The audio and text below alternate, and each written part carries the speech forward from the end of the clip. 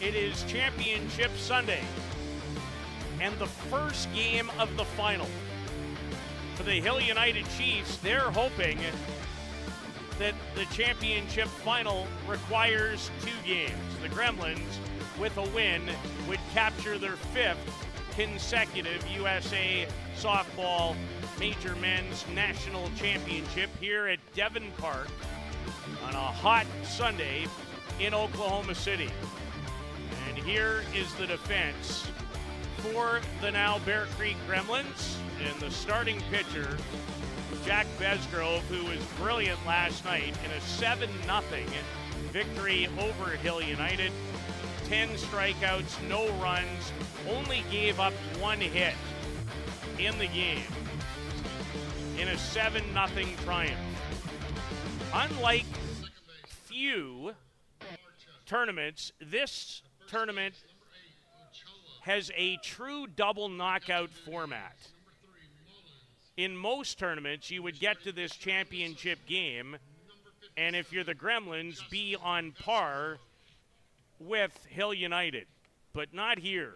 The Gremlins actually have 2 chances today to capture their 10th ever USA Softball Men's Major National Championship. Shane Boland, it is Brad Ezekiel, as we'll change that L to an R.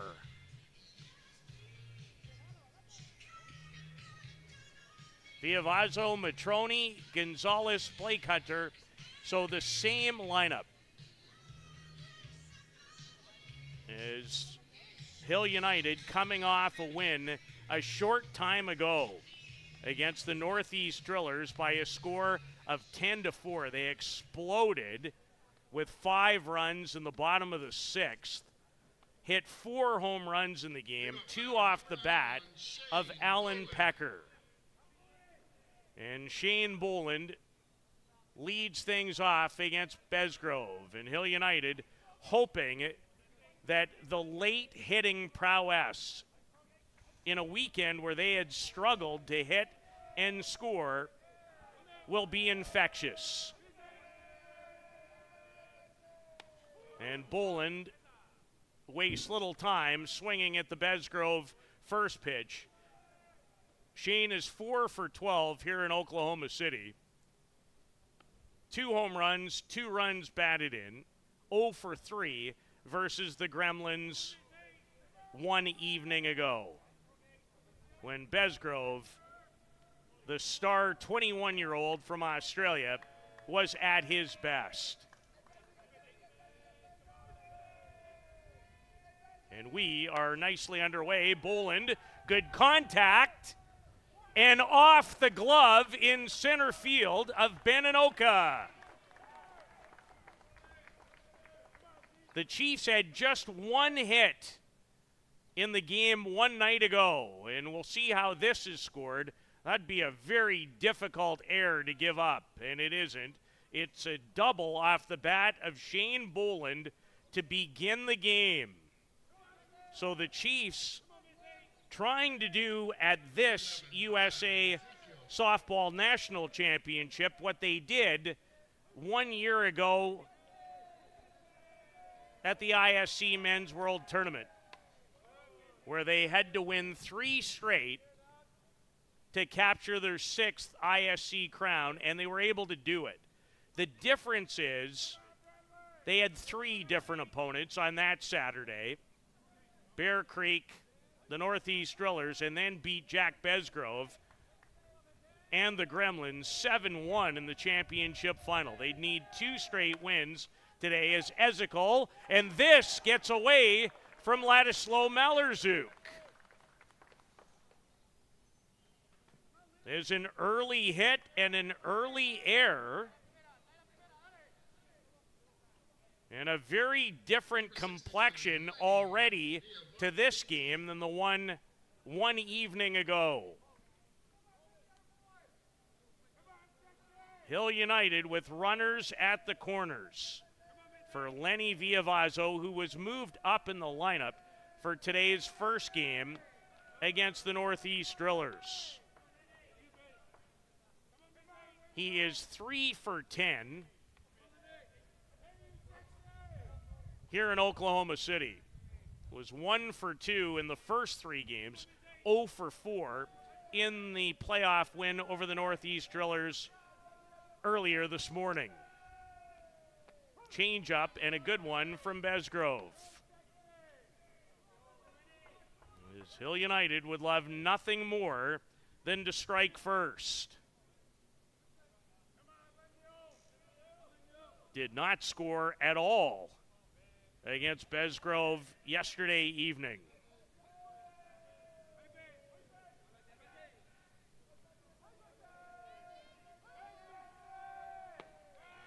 And Besgrove, the rise ball, swung on and missed by Villavazo. 6 for 24 on the year, with a home run and 5 runs batted in. Missed over a month with a hand or wrist injury, but has returned, and Hill United with a couple of very key absences in the injured Quentin Bruce and Nick Shales. Bruce is done for the season with a bad ankle, and it is bad. He's in a boot and on crutches. Hopes to return when 2026 begins in earnest. There's a little chalk for the bat of Villavazo, who hit .289 for the Chiefs in 2024.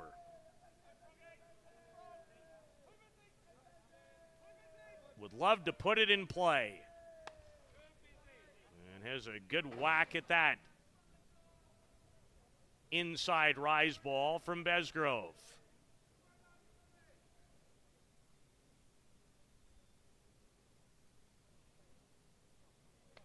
Jack will not turn 22 years old until December.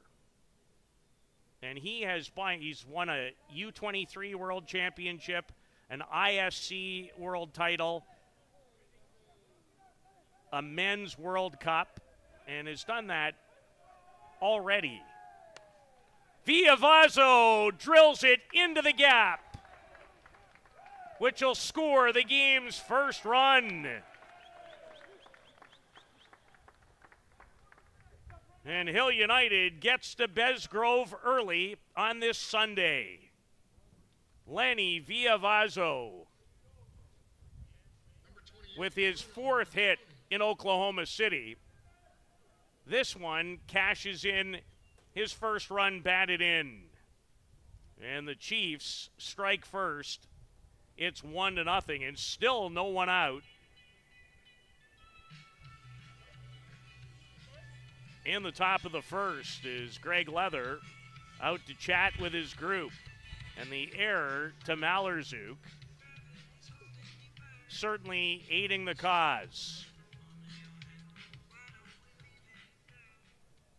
Villavazo able to move to second base on the throw in.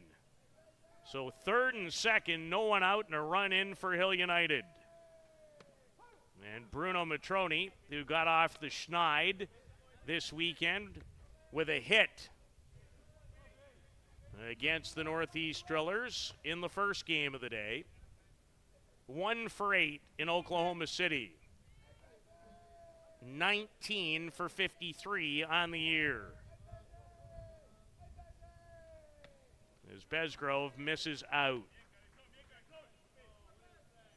And generally, if you're going to get to a pitcher like Besgrove or a Marco Diaz, regarded by many as the top 2 pitchers in this sport, Maiker Pimental might have a thing to say about that following the World Cup. Generally, you are required to get to them early. Or sometimes, as was the case last night, not at all. Last night, it was a matchup of Besgrove and Diaz. Diaz just went 7, and Justin Schofield will get the ball to begin in the circle for Hill United. And Matrone had a great swing. It is funny how infectious hitting can be. At one point, midway through the game, against the Northeast Drillers, in a game that ended up with a 10-4 final score, the Chiefs, with only a couple of hits in the game, 3 total going back to last night, and then whammo.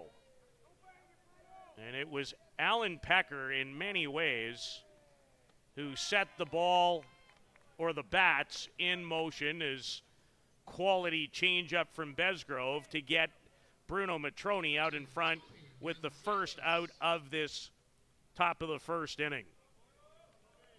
Jack's 23rd strikeout of the USA Softball Nationals.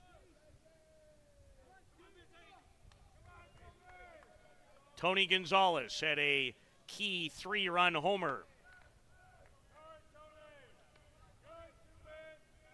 in the win over the Northeast Drillers. That came with his team trailing 2-0 in the bottom of the first. So Tony 1 for 9 in OKC, but that hit was a big one. 3 consecutive changeups, beginning with the out pitch to Bruno Matrone.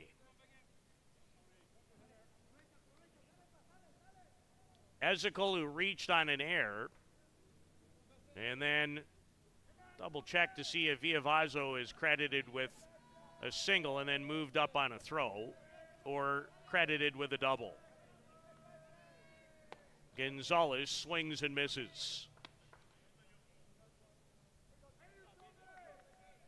Tony's best hitting weekend came in the most recent one for the Chiefs. That's when they won the Kitchener-Hallman tournament at the end of June. And did so against 3 national teams that went to the World Cup. The Gremlins did not participate in that event.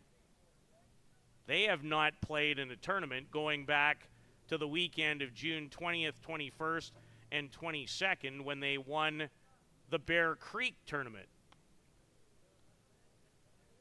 Generally, they would have been a participant in the Chiefs Challenge. Not this year.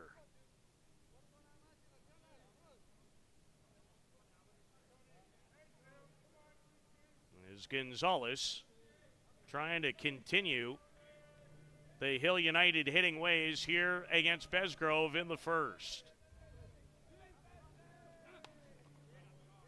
And Gonzalez had a good cut at that. Beautiful ballpark, and it is warm. The high today was supposed to reach 35 degrees Celsius. I have it at 31, and that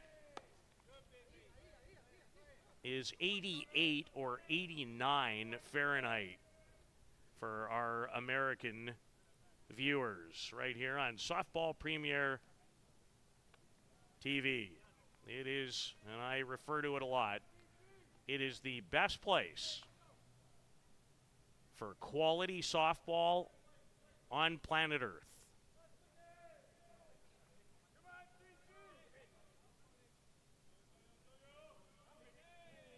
Gonzalez in a 2-2 count.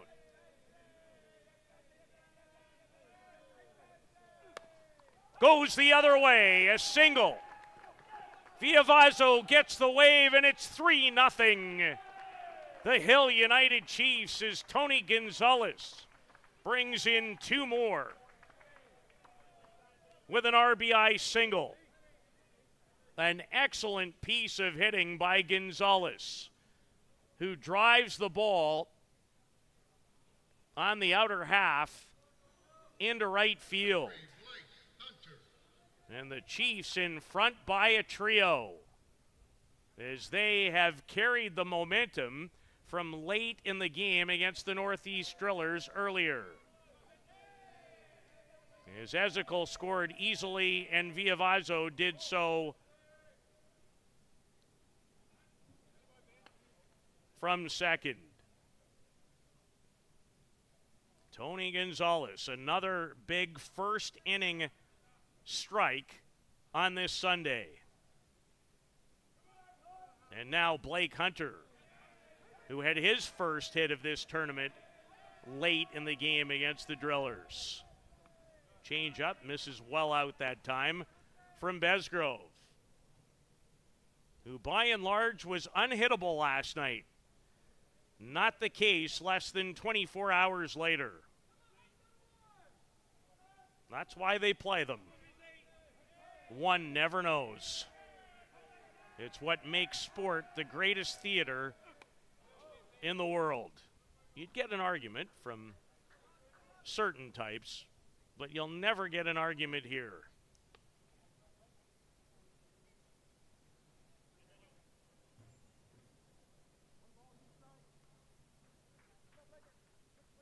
When these two teams collide, by the way, a lot of leads are never very safe. But you could not ask for a better start.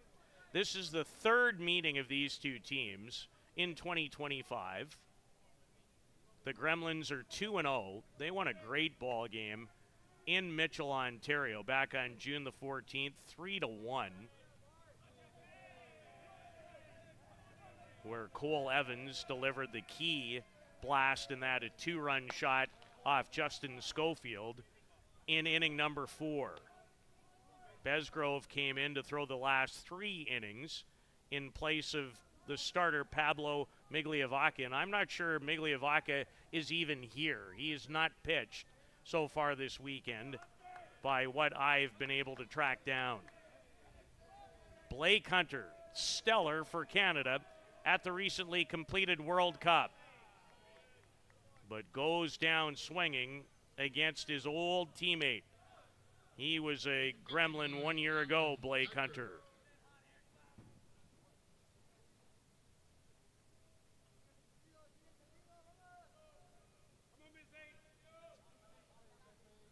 So Villavazo with a run batted in, and Tony Gonzalez with a pair here in the top of the first. And Alan Pecker, the batter.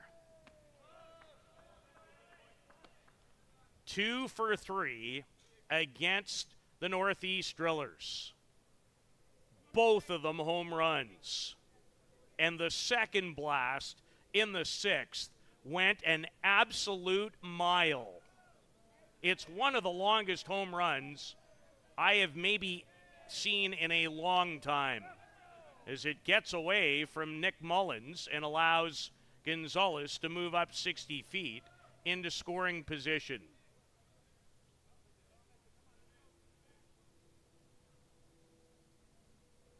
Allen now 3 for 10 here in Oklahoma City. It was some kind of blast. Cleared the second fence.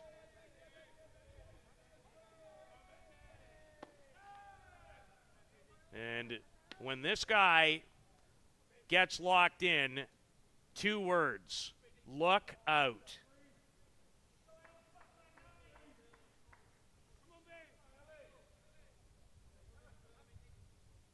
He'd love to provide another. And he's up in the count. And looks at ball 4. And if you're Besgrove with a base open, the way Allen just finished the last game, I'm not sure I'm giving him anything to hit right now either in that scenario. So Pecker walks. And here's left fielder Nick White. Been the starter in every game in place of the injured Quentin Bruce, which is a significant loss for Hill United. Not only this weekend, but in their quest to repeat as ISC World Champions beginning next Saturday in Mankato, Minnesota. As Besgrove looking to limit the damage. Already given up 3. Gave up 7 runs on 7 hits in the championship final of the ISC World Tournament to the Chiefs last August 17th. And misses out to Nick White. The 21-year-old from Truro, Nova Scotia, who is a budding star in the sport and one of the fastest players in the game. 2 for 9 in this tournament. Both his hits came in Hill United's opening game, a 4-3 triumph against the Pueblo Bandits on Friday. The Chiefs had a bye on opening day in the 14-team tournament here in Oklahoma City.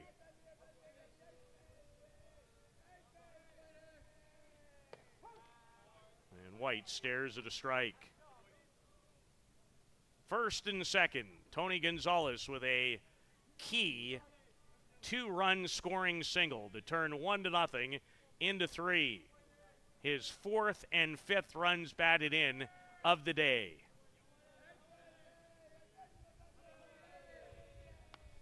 And White fouls it away. Tony hit a 3-run homer in the first game. So he has made the most of his 2 hits so far in Oklahoma City.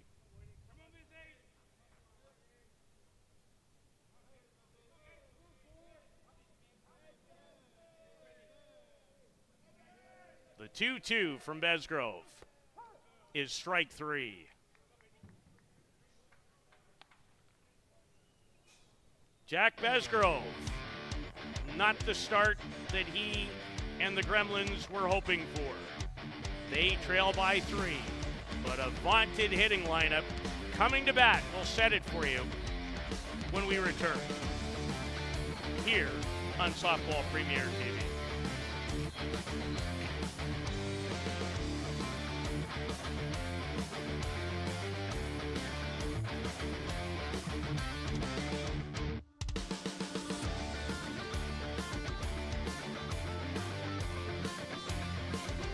Justin Schofield will get the ball in the circle.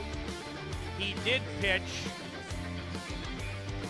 2 innings in relief of the starter Marco Diaz last night. 1 run, 2 hits, struck out 2 but walked 4. In fact, in the game, the 7-0 victory for Bear Creek last night over the Chiefs, the Gremlins 8 walks. Reviewing the game quickly before the start of this one, the Gremlins had 12 hits in the game, but none of them were for extra bases. So the 35-year-old Nova Scotian, Justin Schofield, I think one of his best outings of the year, albeit in a losing cause, came on June 14th against this Gremlins team when he went 5 1/3, gave up 3 runs on 6 hits. He struck out 10 and walked only 1. 5-1 on the year. He's pitched 38 innings, struck out 69, and walked 12. And he gets the ball in this all-important assignment as Hill United has provided him a 3-0 lead. And the Chiefs will need to beat the Gremlins twice in order to be crowned USA Softball's men's major national champions. Matthew Waugh, 2 for 4 one night ago against the Chiefs. Longtime veteran of the Canadian national men's team, the 36-year-old from Saint-Gervais, Quebec.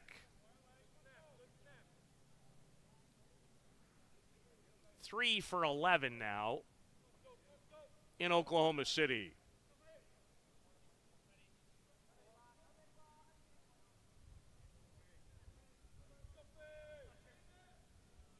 And the Chiefs would love to put up a 0.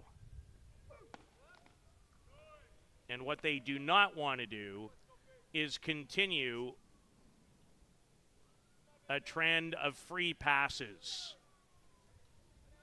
And neither Marco Diaz or Justin Schofield have been in that situation a lot. Schofield has only walked 12 batters in 38 innings. He won't walk Matthew Waugh, who almost knocked over first baseman Tony Gonzalez. Fantastic reflexes for out number 1. And as I like to say, this is one of those balls that either you catch it or you might wear it. So a hard line out off the bat of Matthew Waugh, who's swinging it well. And he swung it well for Canada at the recently completed World Cup, where he went 7 for 16.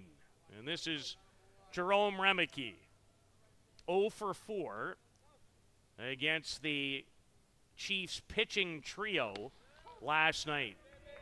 Diaz started. Schofield went 2. And then Martin Gonzalez finished it up with 3. Remeke, the 30-year-old from Wellington, New Zealand, 2 for 14 with a couple of doubles here and 2 runs batted in. All of his best work came in their 15-1 opening night victory over OPVS.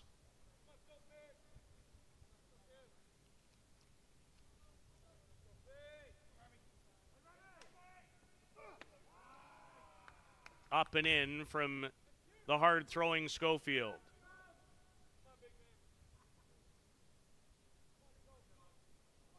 Throws every pitch like it might be his last. He loves the sport. What a pleasure to chat with. You always know very shortly in a conversation with someone, I find over the years, of how dialed in they might be. And this guy's dialed in. And he starts the game in a positive way. He got a nice catch on the hard hit ball. That one grounded easily to Gonzalez by Remeke, and there are 2 away. Gonzalez right in the thick of all of it. He delivered a 2-run single in the top half of the inning offensively. 34-year-old Bananoka is the batter. 5 for 11 here, including a very strong Saturday night performance versus Hill United. He went 3 for 4 last night with a couple of runs batted in. 444, the batting average at last year's ISC World Tournament. It's good enough to earn you an all-world status. And 6 for 18 as New Zealand lost to Venezuela in the gold medal game at the World Cup.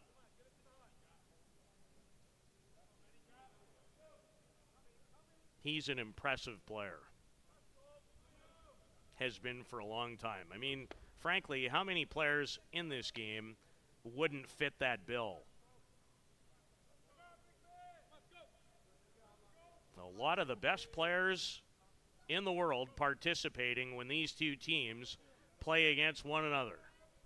That's why they're ranked where they are. And again, both heavily favored to do well. Anoka, Ezekiel, can't quite track it. He gets it back in quickly, gets away from Villavazo. And Ben Anoka continues to swing it effectively, as he has a 2-out double. And incidentally, the first extra base hit that a Chiefs pitcher has given up in the last 2 games against this Bear Creek Gremlins, formerly New York Gremlins team. the Gremlins, as an organization, have won this tournament 4 times in a row. 21, 22, 23, and 24. 9 times overall, I believe going back to 2012. Thanks to Jim Flanagan, who did an amazing job. All the games that he called. And just a really nice person. First chance to meet Jim, listen to him on a number of occasions over the years. I think the first time I listened to Jim is when he called the 2015 World Men's Championship from Saskatoon. And Anoka shaken up on the slide, but seems to be okay. Eric Ochoa, always dangerous. And a little frightening, maybe more so today, and here's why. The 31-year-old member of the USA national men's team, who hit .364 at the World Cup, was 0 for 5 in the game last night. Hit 2 or 3 balls hard, but was unlucky. And he tried to hit that to Yuma, Arizona. I have 2 towns listed for him, Imperial, California, and Yuma, Arizona. I know this, he's a whale of a hitter. Dynamite. Only Blake Hunter drove in more runs at the World Cup than Eric Ochoa, who had 10 runs batted in. Trying to cash one in here to get his team on the board in the bottom of the first. As Schofield works high and away.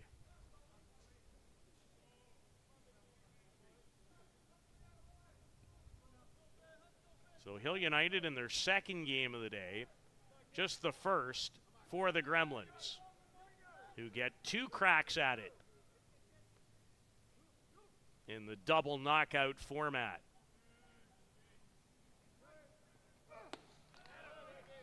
And again, almost out of his shoes on the swing by Eric Ochoa.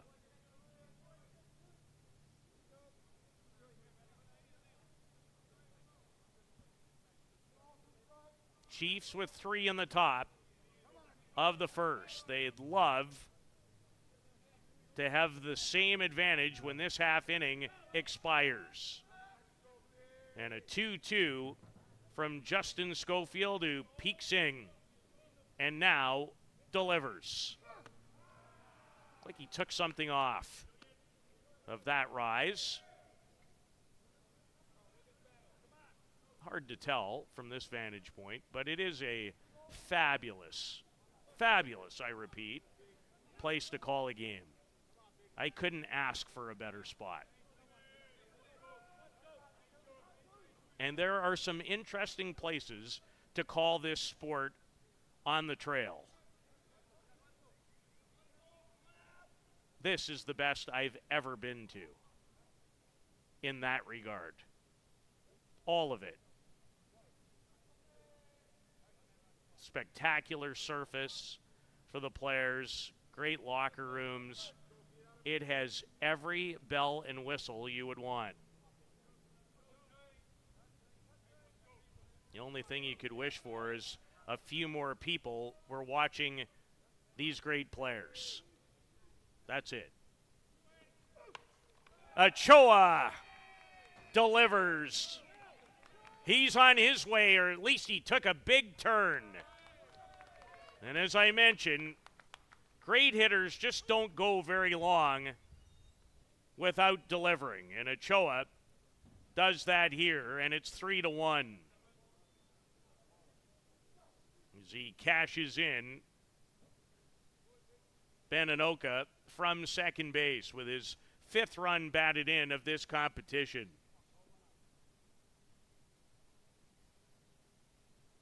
Not exactly sure what the home plate umpire would be chatting with Justin Schofield about.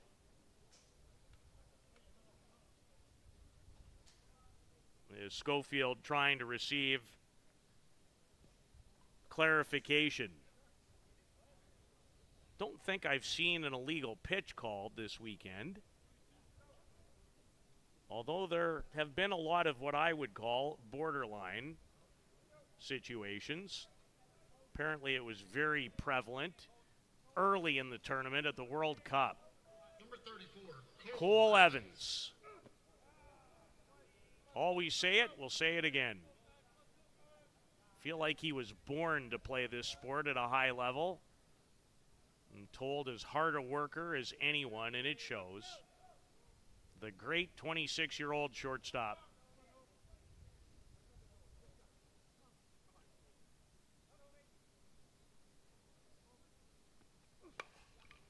On the ground, Boland to first.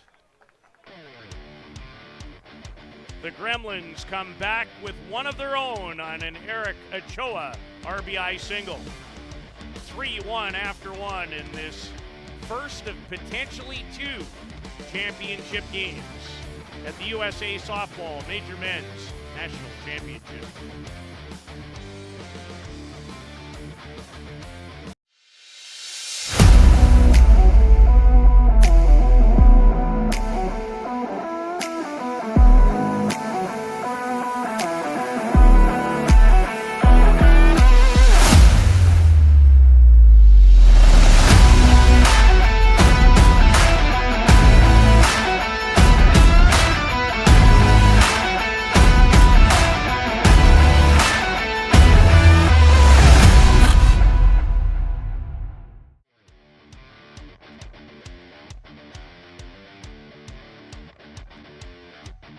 Already 4 runs and 5 hits from these two arch rivals.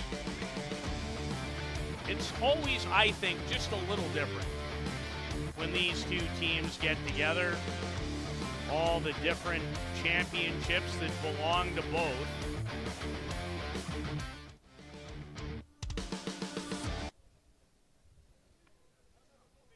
And in another collision for yet, in this case, the USA National Softball crown in the men's major category. Luciano Biondi, he was a huge spark plug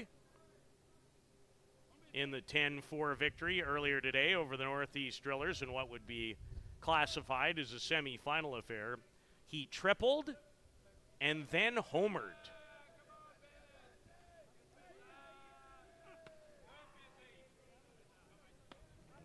And a mighty cut, but a miss from the 22-year-old speedster. It was Jeff Ellsworth, John Stewart, John Hill go with the same batting lineup in this one.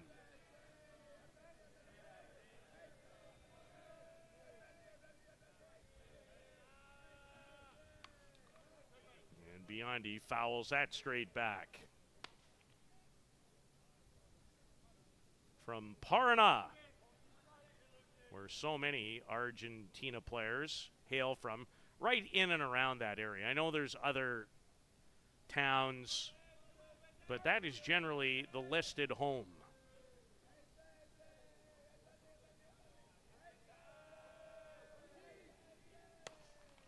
Biondi might have a hit here. He does. And he'll turn it into 2. A double for Biondi. With mom, dad, and sister in attendance. And they'll follow him to Mankato, Minnesota for the ISC World Tournament as well. He's putting on a show on this Sunday. A third straight extra base hit for Biondi. And here's Shane Boland,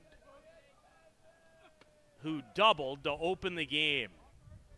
Hit a ball to deep center and just off the edge of the glove of center fielder Ben Anoka, who nearly made a fabulous running catch.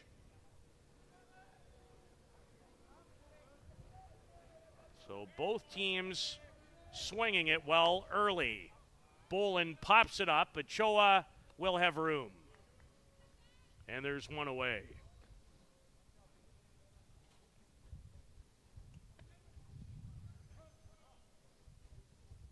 sometimes you look at the scoreboard and you go, this could last. Number 11, Brad. That's not the feeling in this one. Brad Ezekiel. Almost unbelievable. Biondi doesn't need a whole lot of spill at home plate to race to third. Brad Ezekiel has been marvelous. He's been marvelous in his entire career. I think one of the greatest Canadian hitters of all time.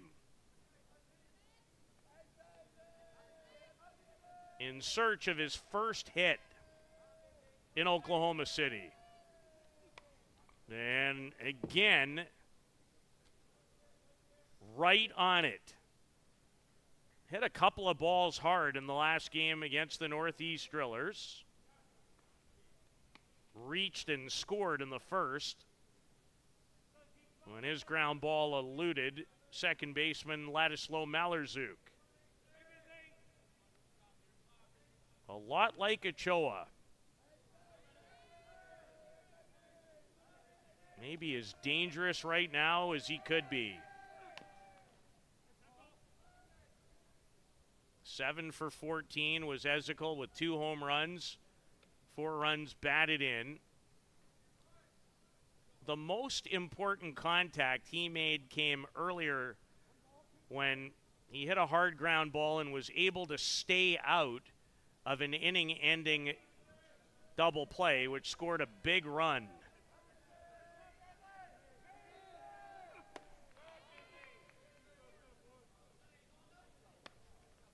And the struggles continue. Number 69, Lenny Viezel. 2 away. Besgrove's 4 strikeout. Oh, yeah, it's still the morning.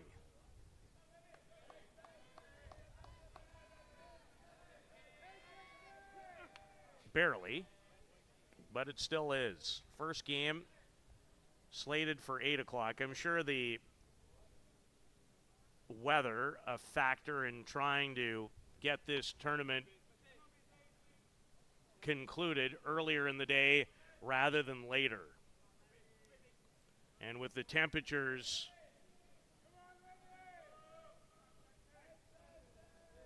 climbing in Oklahoma City, that's good news. It is some hot. There is a breeze. There is a heat advisory here. 63% humidity, which never helps. In a 3-1 Chiefs lead, Villavazo. Matthew Waugh had trouble with it, and he misjudged it. It continued to carry, and it falls fair right near the left field fence.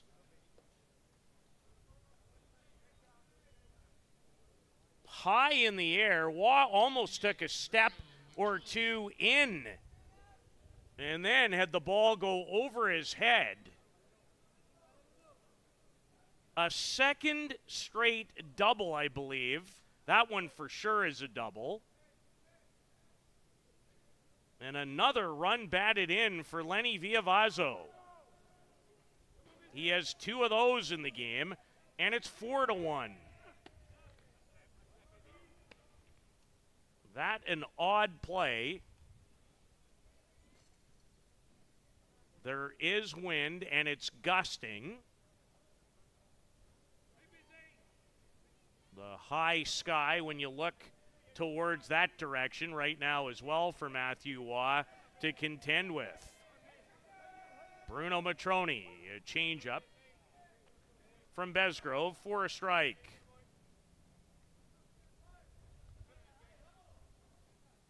So after struggling to score the majority of the weekend, Hill United has found their hitting shoes. 5 hits already in this game and 4 runs. And Matroni again, straight back of home plate. He knows he just failed to deliver.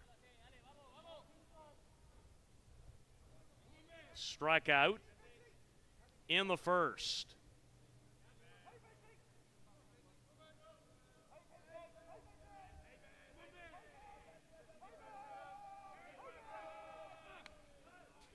And that pitch inside, but Matrone muscled it away nonetheless.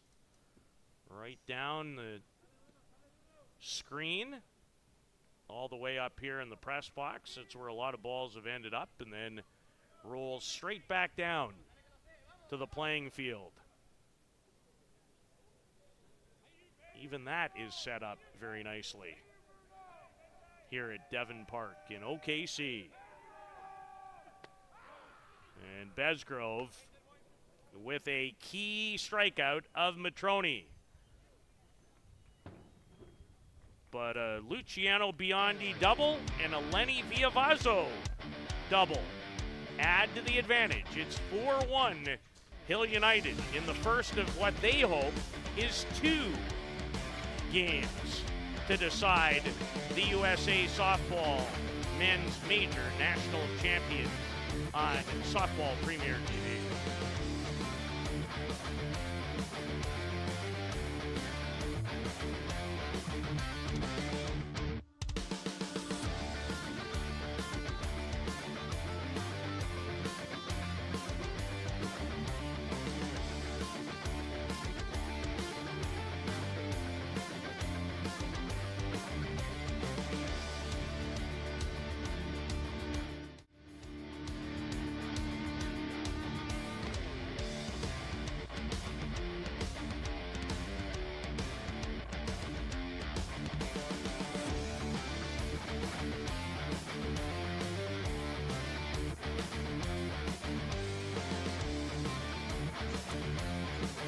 Lucio Retamar in the designated player category. Set to lead things off for the Bear Creek Gremlins. 25-year-old from Paraná in Argentina. 3 for 11 for Argentina, who were one of the favorites going in.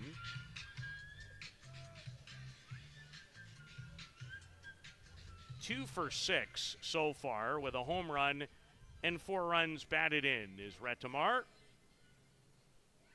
Entered the game defensively, did not have an official at-bat. 1 plate appearance.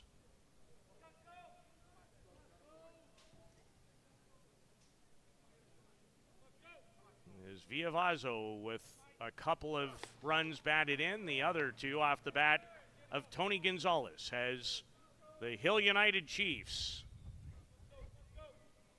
the 6-time ISC World Tournament and reigning champions, against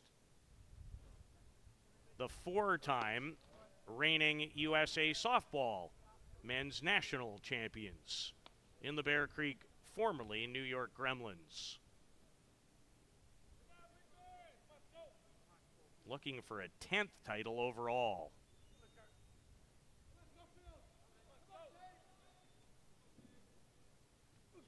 Schofield changes it up. And that is a pitch that he has worked diligently on in the last couple of years. Really reinvented himself with all the pitching and all the work he did during COVID. Had a great visit with him about it last year and made him a better pitcher. And the big grunt and groan from Schofield. Leaves it all out there. Every single game, every single pitch. And he'd love to take the leader in this case in Retamar.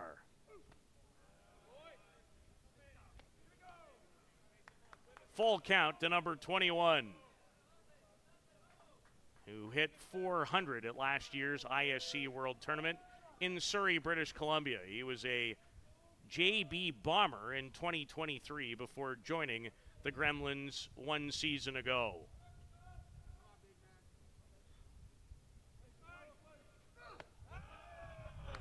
And Schofield has walked him. First walk of the day for Schofield. And here's longtime Argentine national team member Ladislav Malerzuk. He's been with the Gremlins for many years as well. Remember watching him for the first time in person as a true youngster back at the Pan American Games in Ajax, Ontario, Canada in the year 2015.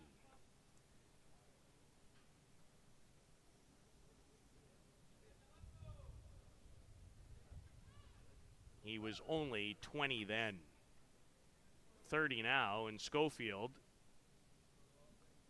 is trying to regain his composure. Home plate umpire comes out to check in.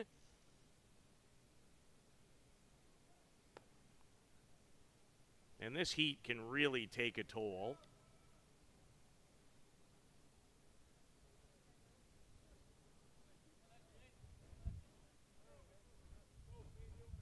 Schofield had to leave the game in the heat of the Chiefs' challenge.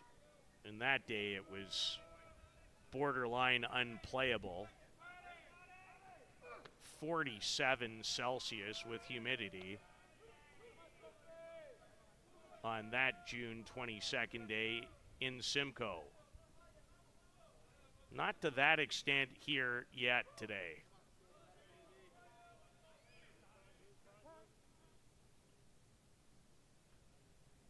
Time is called. Malerzuk, the batter. Ladislav, 3 for 8 by my calculation so far in Oklahoma City. Was 1 for 3 in the 7-0 win over the Chiefs one evening ago. He hit 400 at last year's ISC World Tournament in Surrey. Schofield delivers a strike. Marco Diaz, the ace of the Hill United staff, pitched a grueling complete game 7 inning victory over the Northeast Drillers in our first game today. 10-4 was the final. And it really wasn't reflective of the game. It's a seesaw affair back and forth until the Chiefs, leading 5-4, scored 5 in inning number 6. And there's a nice comeback in the count and a strikeout for Schofield to get Malerzuk his first strikeout of the day. And now, his Canadian national team teammate in Brian Abry. Abry had an excellent game against the Chiefs one night ago, a long fixture of this Gremlins bunch. Is Brian Abry, who went 2 for 3, the 38-year-old from Richmond, British Columbia, who's also 3 for 8. With a double here in Oklahoma City this weekend.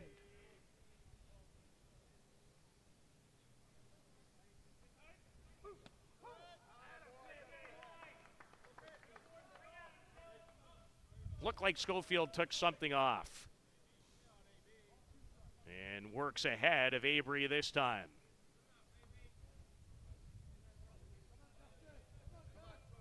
Every pitch an important one, especially when you're up 2 strikes, and that's what I would categorize as a very good 2-strike pitch. Down movement. Certainly, Abry would have really had to reach to make contact with that pitch. See what Schofield does here. Does he come up and in this time on Abry? goes away. 2 balls and 2 strikes. 4-1, the Chiefs lead it, but it's very early.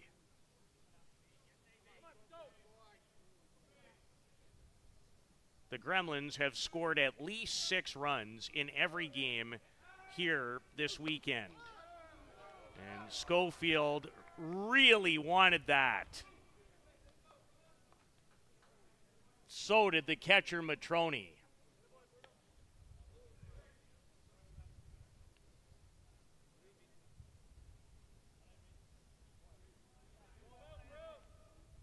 Count runs full to Avery.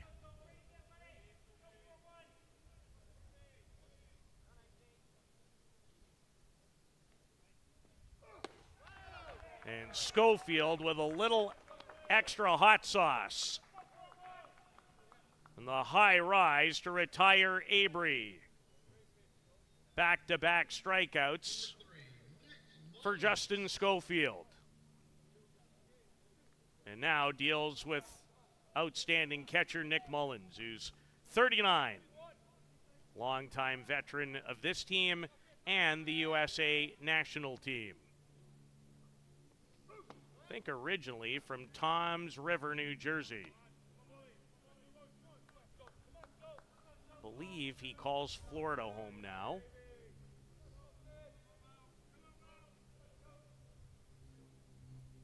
One for 6 with a couple of runs batted in. One of those runs batted in last night against the Chiefs in a 1 for 3 effort.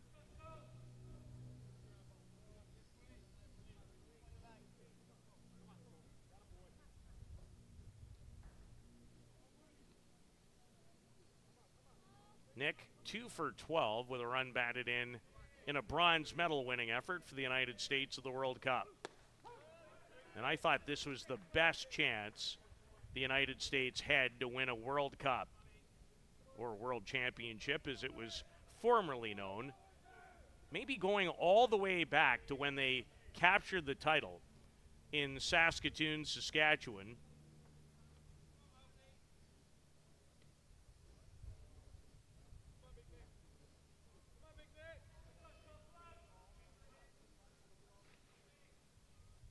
In 1988.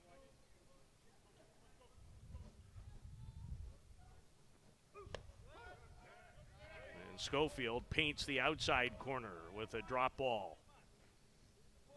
2-2 to Mullins, with 2 out and a man on in the bottom of the second.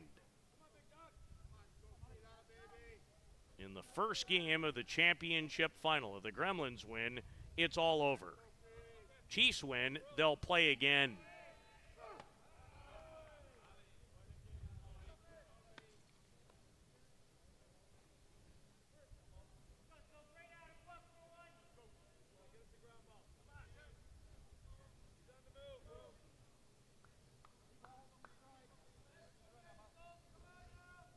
It seems like either one of these teams ends up with titles at the most important time, and Mullins patient and walks.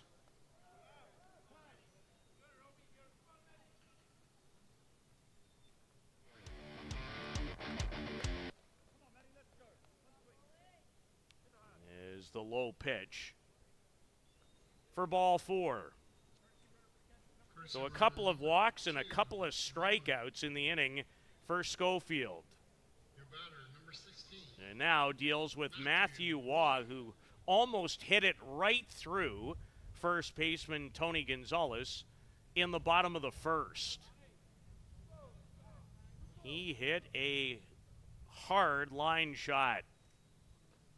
And now Schofield's going to require some attention from athletic therapist Craig Lyons. And again, I wonder if this is heat-related. Jeff Ellsworth, the head coach, is going to come out, and they're going to bring some water out, too.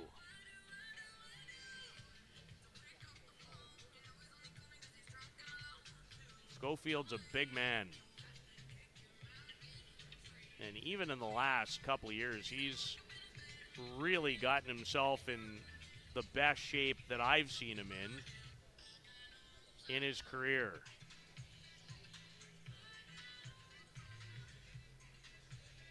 And I do see some activity, I believe. Hard to tell from this vantage point. I need a camera to be able to look all the way down under the covered bullpen. Said it last night. Always wanted to make a call on the phone to the bullpen or receive one. That exists at this softball park. Might be the only one I know of. So Matthew Waugh with 2 out and 2 on. Is Schofield able to continue?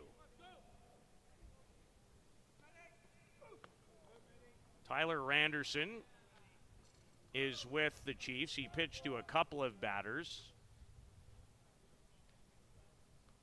in a game against the Pueblo Bandits, their first game on Friday. And Martin Gonzalez, who worked 3 innings, available.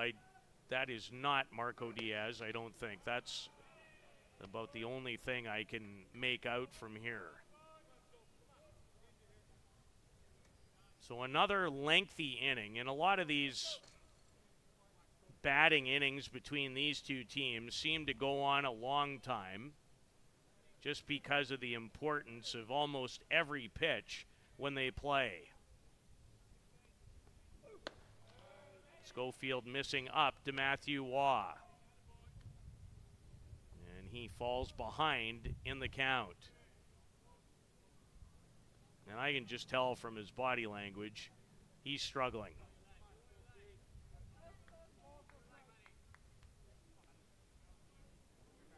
He'd love to help his team out of this now mini jam.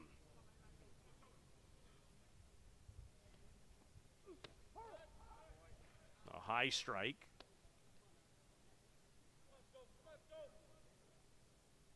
Matthew Waugh has power. Just ask Australia.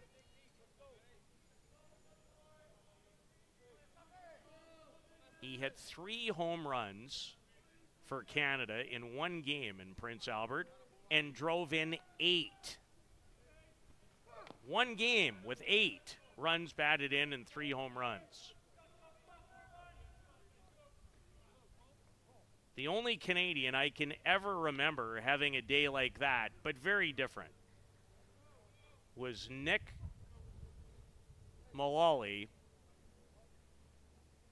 But that was in the gold medal game of the World Championship in Saskatoon in 2015. With the Canadians down 5-0, he hit 3 home runs and drove in 7 in a 10-5 gold medal win for the Canadians. And Schofield missing just outside as he walks Matthew Waugh. And the bases are loaded for Eric Ochoa, who has driven in the only, or make that, this is Jerome Remeke.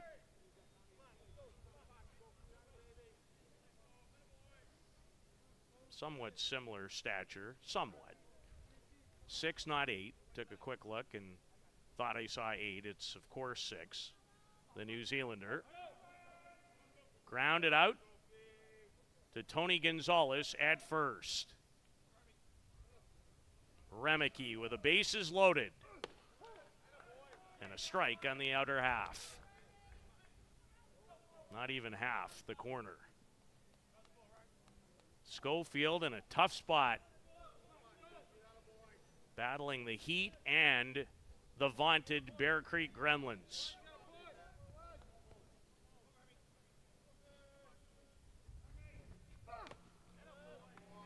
Fouled back by Remeke. And after walking 3 in the inning, Schofield up in the count this time.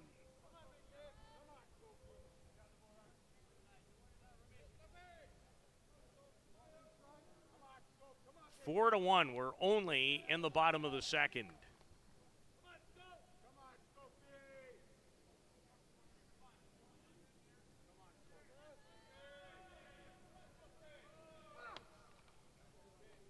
And Remicky off a nearby window, and that almost sounded like it made a mark. Just an unbelievable facility, this huge television broadcast booth, which is the home of ESPN for the entire College Women's World Series, other major events. And there's like 4 or 5 radio booths too. And they're all fantastic to work out of. Well, some important work required here.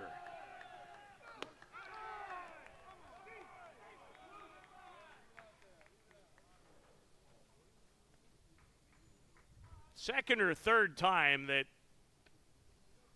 Hill United has really wanted that pitch in that location and didn't get it. They were hoping for a big strikeout pitch. Now it's 1-2.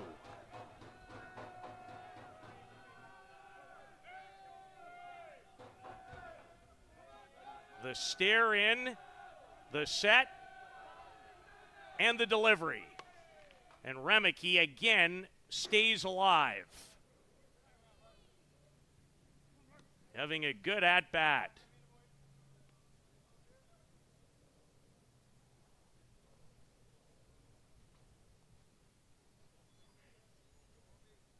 And that might be the biggest bug I've ever seen right in front of me. That is a nasty-looking varmint.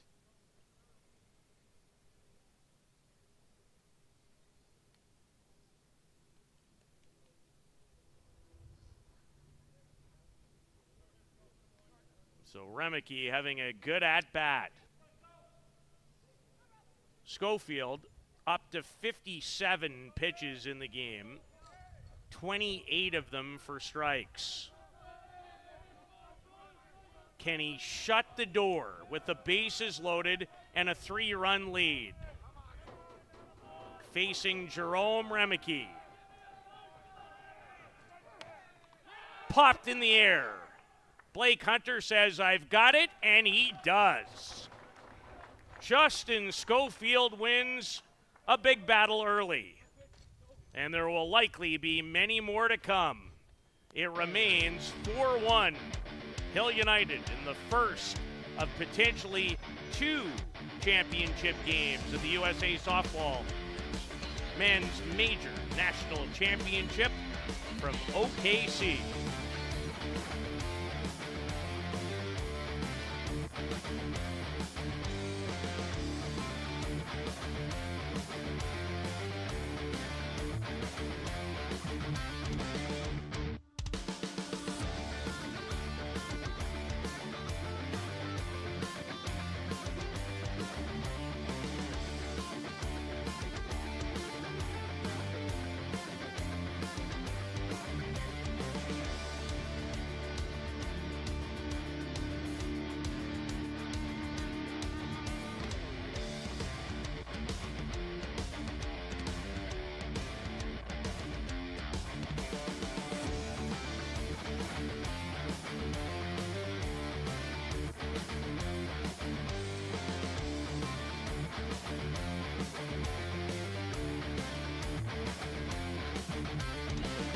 Schofield found an answer when he needed it the most to induce Jerome Remicky to pop up to Blake Hunter with the bases loaded to end inning number 2. A lengthy half inning. I think we've already reached close to the hour mark since we've started, and we've only played 2 innings. 4-1 Hill United, trying to force a winner-take-all deciding game in this double knockout format. Tony Gonzalez, his hits today have really mattered. He had a 3-run home run in the first game, a 10-4 win over the Northeast Drillers that turned a 2-0 deficit early into 3-2, and in this game delivered a 2-run single in a 3-run first inning off Jack Besgrove.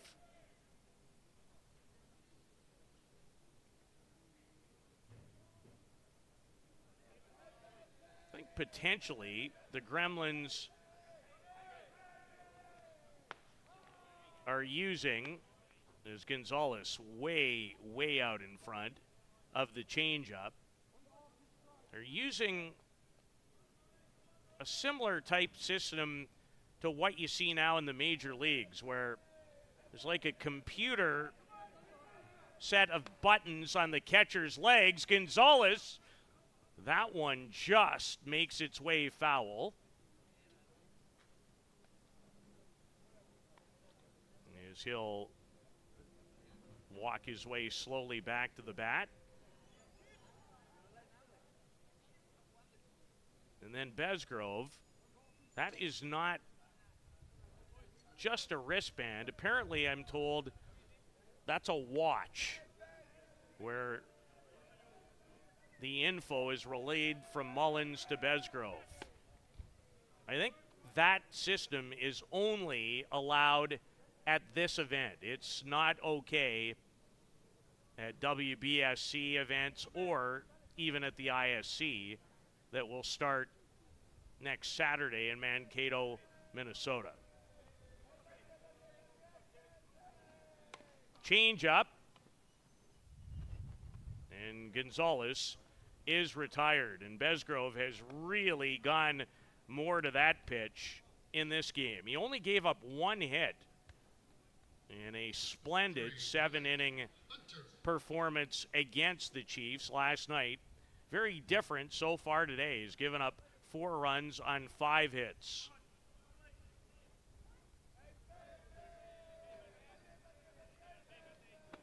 Blake Hunter misses on the rise ball. Which team's pitcher or pitchers will settle into a groove in this one? Might decide the winner. Hunter, deep, gone. Blake Hunter has homered. His first home run of this USA Softball National Championship. And Hill United, the long ball, which has been prevalent today, strike again. Blake Hunter goes the other way and carried over the fence. And Hill United with a 5-1 lead, and that's going to do it for Jack Besgrove. And Czechia's Jakub Osiczka will enter the game. We'll take a quick break. It's 5-1. Hill United leading the Gremlins as their rivalry continues on this hot Sunday in Oklahoma City.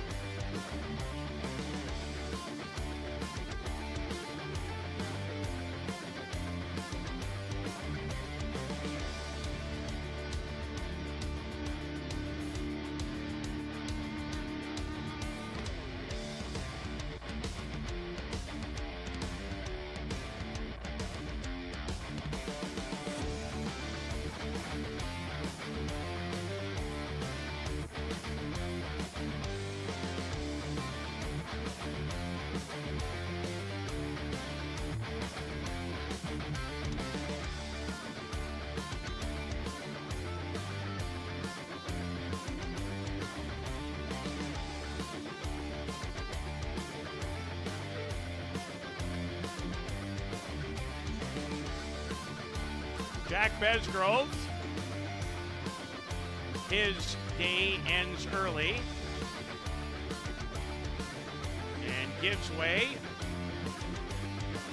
We'll use the first name on the lineup card, which is Kuba Osichka. I'm almost 100% certain if you look at his Czechia passport, it would not be that.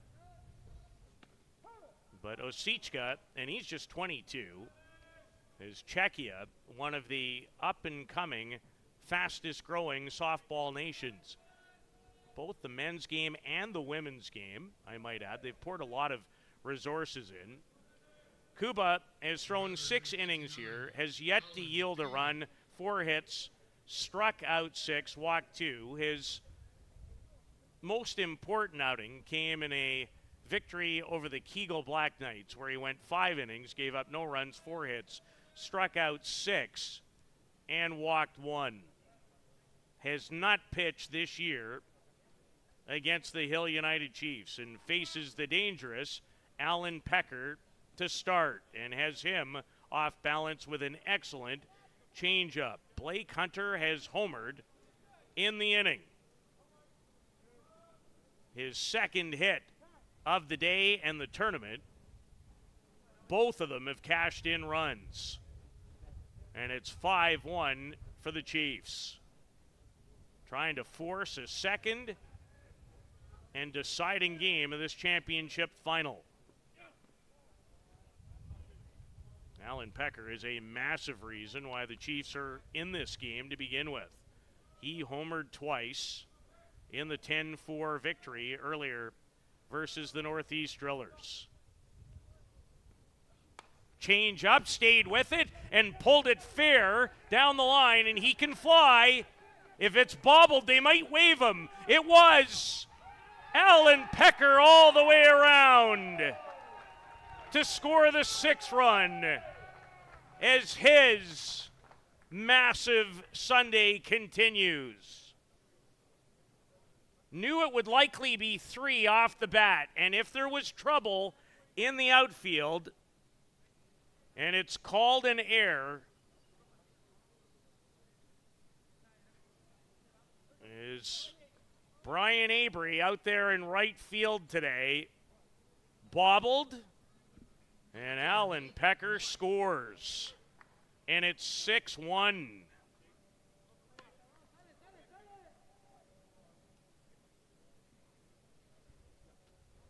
See if he's, I think there's an error on the board. I would think it should be scored a triple and an error.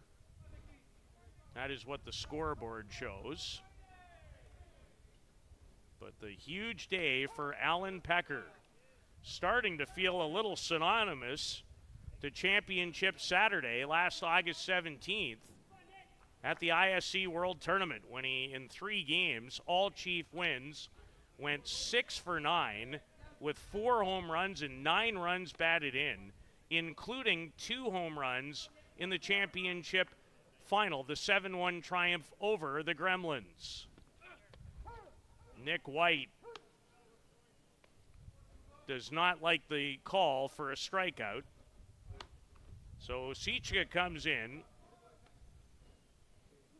gives up the long drive, and then strikes out Nick White for out number 2 in the inning. As Biondi pops up delicately, and he's had a great day, to Jerome Remeke in foul territory. The Chiefs add 2 more. Blake Hunter, a home run, and what I think is a triple. And an error. Doesn't matter. 6-1 Hill United here in OKC.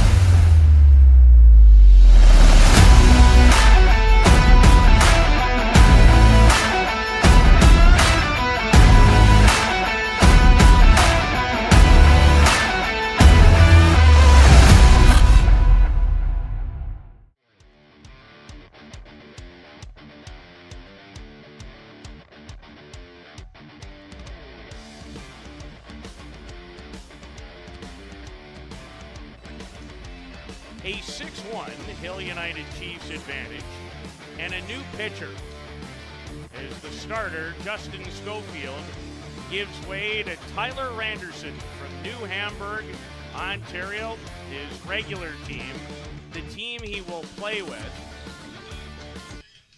at the upcoming ISC World Tournament is the Toronto Batman. For a second straight year has been a Hill United Chief at this USA National Softball Championship, the men's major or major men's division. I think they both work. And Randerson has only faced 2 hitters so far this weekend. He gave up a couple of hits in a 4-3 opening day victory over the Pueblo Bandits. As Randerson comes in with a big lead, but no lead is safe when these two teams are swinging it well. Justin Schofield able to work out of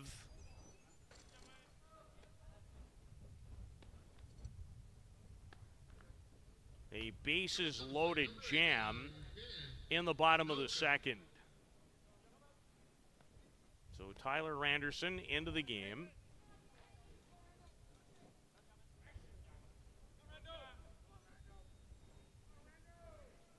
And dealing with a hot hitter in Ben Anoka, who's 4 for his last 5. All of it against the Chiefs. He doubled and scored their only run.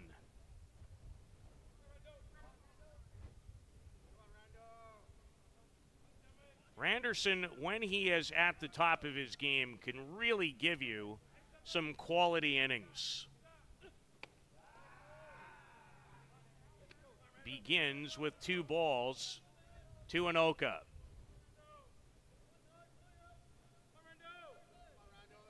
And I believe Martin Gonzalez is also now warming. He's the 4th pitcher. The regular 3rd pitcher on the Hill United staff. Expanded rosters, though, at this USA National Championship put on by USA Softball. This is the home of the USA Softball headquarters and the Hall of Fame here in Oklahoma City at this fabulous facility. And Randerson with a strike on Anoka. 3 balls and a strike, the count. Used to facing the Chiefs, now pitching for them in a big spot.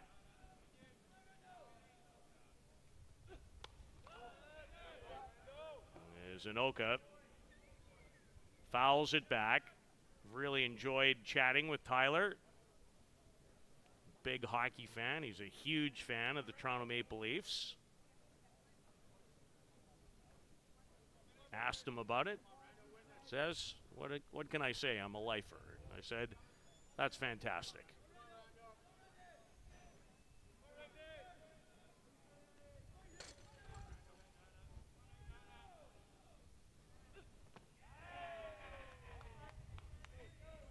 They checked, but Anoka did not go around, so he's on with a leadoff walk. Number 8, Eric Ochoa. Schofield, 2 innings. Just gave up the 1 run, just 2 hits. Struck out 2, walked 3. Pitched in the 2 innings through 58 pitches. And the Chiefs have knocked the Gremlins ace, Jack Besgrove, out of the game. He was replaced with 1 out in the 3rd after giving up the home run to Blake Hunter. And a long way to go in this one before it's all said and done. Eric Ochoa, the batter, he has cashed in the only Gremlins run today.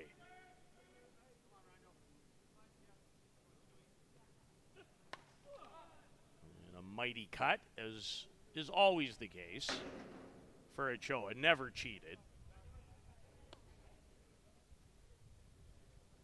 The 31-year-old USA national team member, Eric Ochoa, who was 0 for 5 in the 7-0 Gremlins triumph over the Hill United Chiefs last night, which put the Gremlins in this favorable situation today where they would need to lose 2 times. And as it turns out, against the Chiefs. Randerson with an excellent changeup.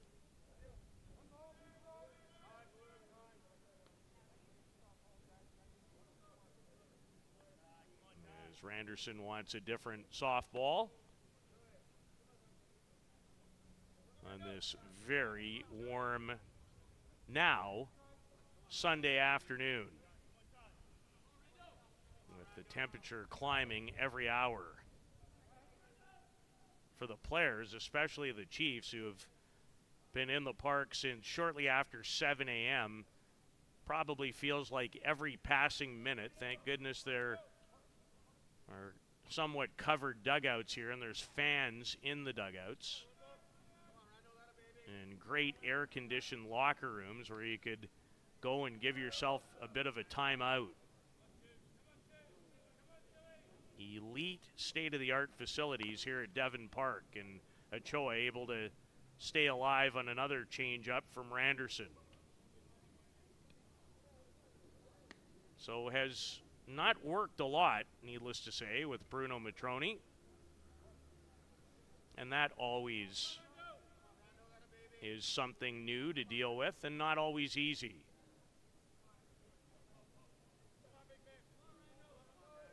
Randerson, the little step back. And the delivery is inside and down. 2 balls and 2 strikes to Ochoa.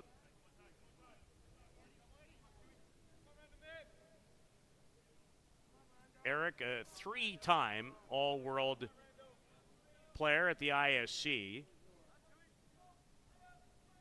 Hit .350 in a second-place finish. How about that pitch from Randerson to get Eric Ochoa for the first out of the bottom of the third? That's a grade A changeup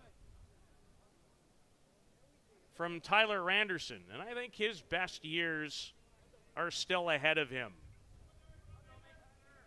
Tyler pitched for Canada, not at this World Cup. He was part of a World Cup qualifying event 1 year ago in Prince Albert, and he has another big test coming up. I'm almost certain he'll pitch for Canada at the upcoming World Games that have been added, at least men's fast pitch softball, into their program coming up in August in China. As a lot of the 8-country rosters will look different than what was the case at the World Cup. And it's not exactly the same group of 8 that played in Prince Albert either.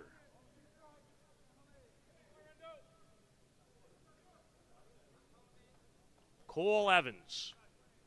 Hard hit ground ball to Shane Boland in his first at-bat.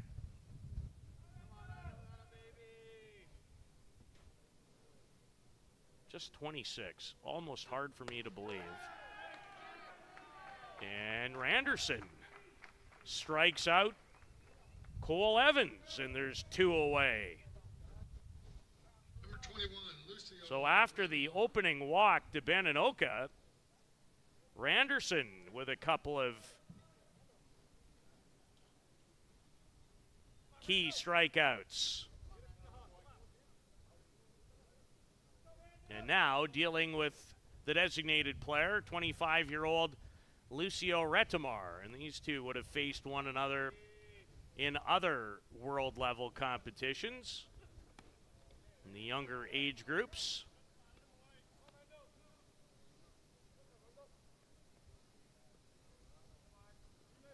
So Randerson in relief of Justin Schofield.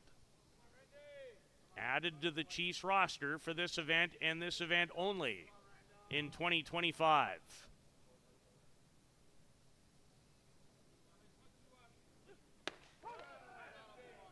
And that's a pitch that Schofield had wanted on a few occasions. Randerson gets it this time. And he had a little extra.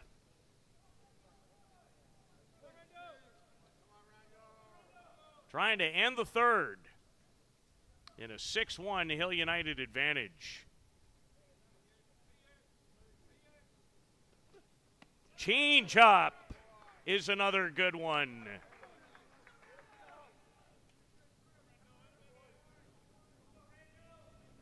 Wipes the brow and then grabs the rag for grip, which is called Gorilla Gold.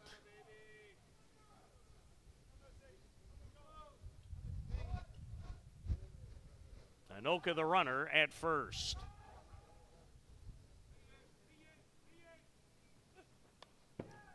Redemar just had it go off his bat. It was another changeup.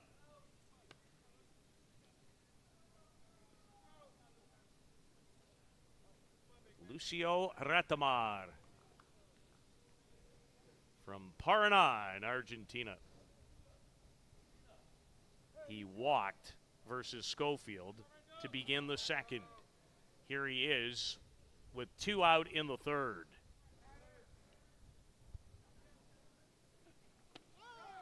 Strike 3.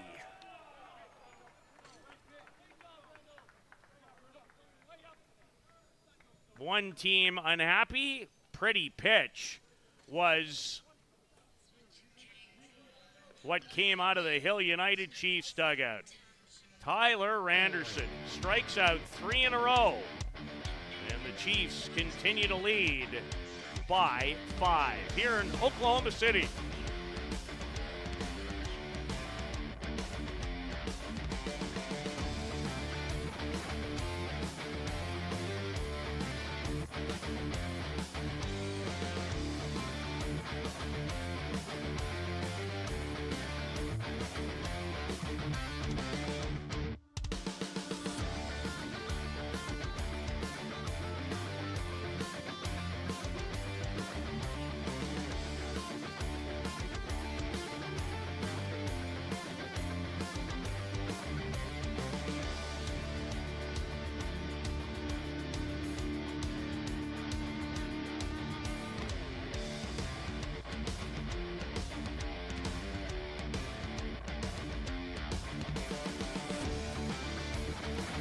One is the advantage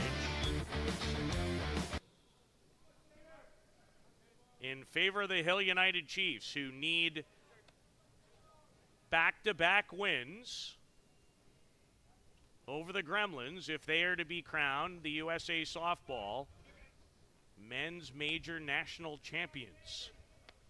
The Chiefs finished 3rd a year ago in Rockford, Michigan. Shane Boland leading things off, facing Kuba Osichka. And I think he has some great years ahead of him, too. He's just 22.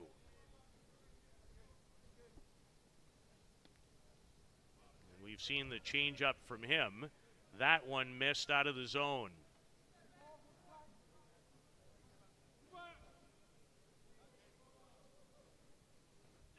Poland started the Hill United vehicle nicely when he doubled in the top of the first, a 3-run first for the Chiefs, and he lines out into the breadbasket. That was pretty uncomfortable for Anoka. I thought off the bat it might sink. It didn't. It actually looked like it was still going up by the time it gets to the Gremlins center fielder. And that's why he made the catch in the fashion that he did. You don't teach it that way, trust me. So well hit off the bat of Boland, who swung it very well this weekend. But lines out to center for the first out. And now it's Bradley Ezekiel. Reached on an error and scored, and then struck out versus the starter, Jack Besgrove, who only went 2 1/3. And if there is a final and deciding game to be played, you can bet he'll get the ball in the game that would follow this one. It's only required if the Chiefs hang on and win it. And right now they're certainly in a good position, leading 6-1 as we play in the fourth.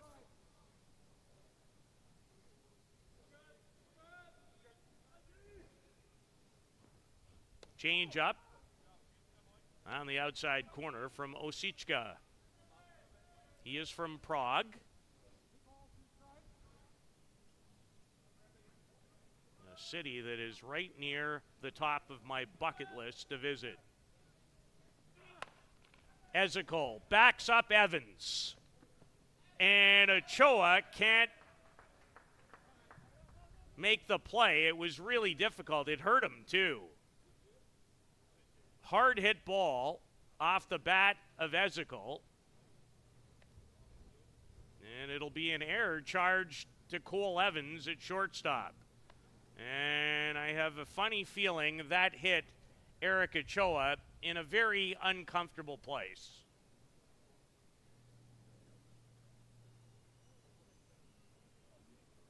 As he tries to catch his breath in the infield. So Ezekiel hit it well. And Ochoa, the athletic therapist, out to chat with Eric. Coach Leather on his way out, too.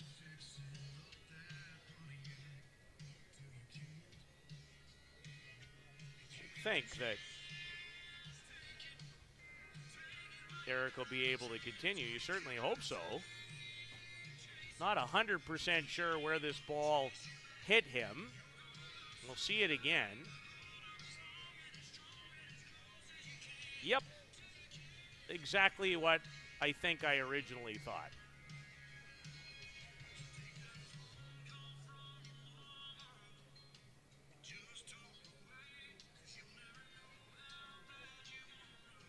And it is very hot. Players taking some time for a little refreshment. Certainly Nick Mullins is, and that's the most difficult area on a day like today, catching. The extra gear involved in every single pitch. And Ochoa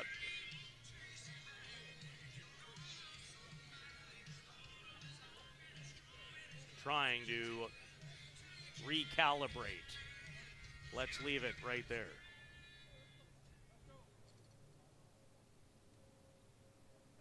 So Ezekiel, second time he's been on base as a result of an error. The first to Ladislav Malerzuk. This one would be charged to Cole Evans, and he doesn't make a whole lot of errors.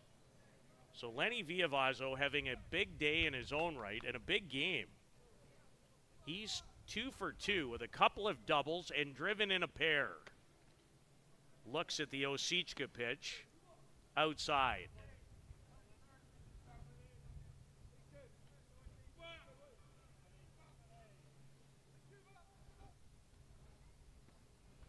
Change up off the foot of Osichka, and Ezekiel's going to make his way to third, and guess who has his third double of the game? Lenny Villavazzo in his return to the lineup this weekend after being out for over a month with a hand or wrist type injury. He is having an afternoon and a morning. It was morning when this game began. Number 28, And it's the Bruno. second game of the day for the Chiefs, who put themselves in this position in a difficult but 10-4 win over the Northeast Drillers. And now they're in a position to add to the advantage. In fact, if they could score 2 more here, they'd be in a position to shorten the game in the 5th. And wouldn't that be an interesting turn of events? After they lost to the Gremlins 7-0 last night, that game required all 7 innings. The Gremlins scored 3 late in that one.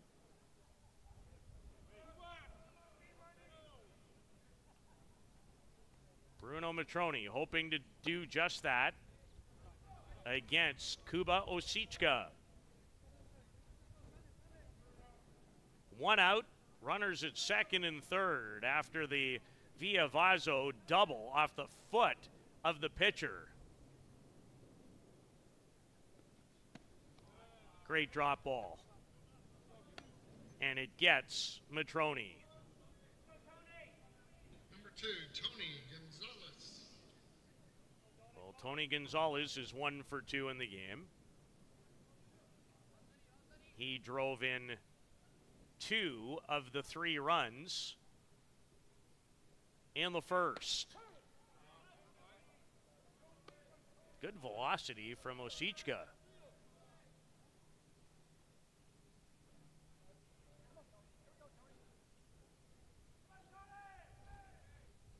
Came on in the third as Gonzalez fouls that away.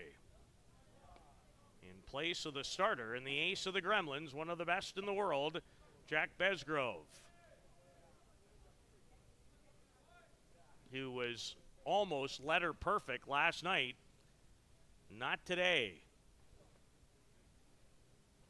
And if the Chiefs are able to secure a victory, you can almost bet on the fact they'll see him again. And we'd also see Marco Diaz again for the Chiefs. And Gonzalez goes around. So Hill United misses out on an opportunity to potentially even shorten the game. They threaten, but don't score for the first time, but still lead it 6-1 on Championship Sunday at the USA Softball Men's Major National Championship.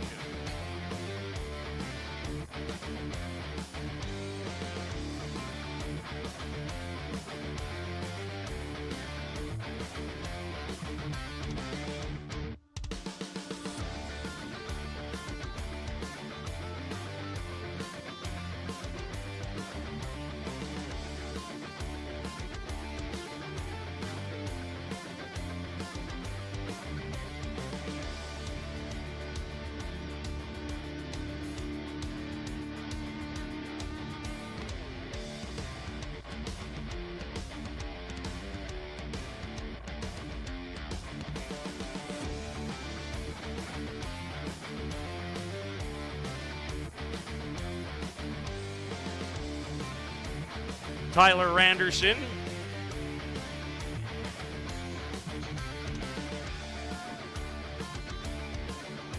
in his second inning of relief, a regular member of the Toronto Batmen, who will be one of the 32 participating teams at the ISC World Tournament starting next Saturday.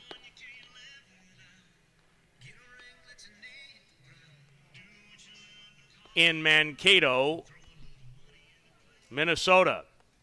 Chiefs will not play on the opening day, and I don't believe the Gremlins will either. They're the number 1 and 2 seeds going in, and they'll be on completely opposite sides of the brackets.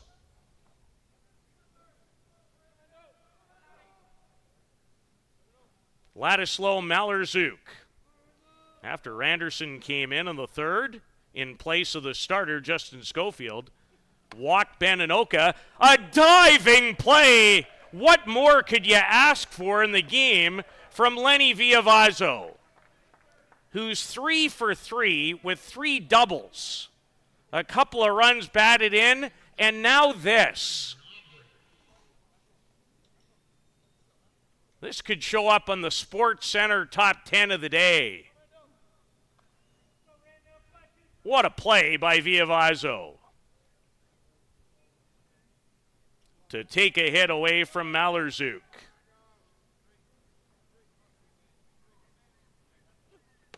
And Abry.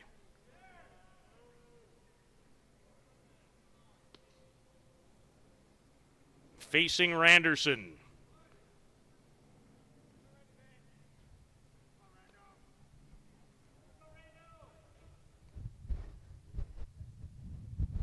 Bryan struck out against Schofield back in the second. And Randerson does find a corner on the outside part of the plate after his first pitch was close but called inside to Abry, and a 1-1 count to the longtime member of the Gremlins and the Canadian national men's team. As Matrone framed it and held it as long as he possibly could.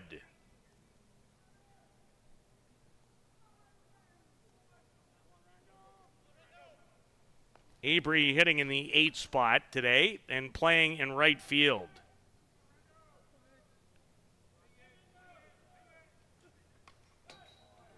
And he had a quality hack, as they like to say, at that pitch, which looked to be a high rise from Randerson. I believe Tyler is 25. We'll have to double check that.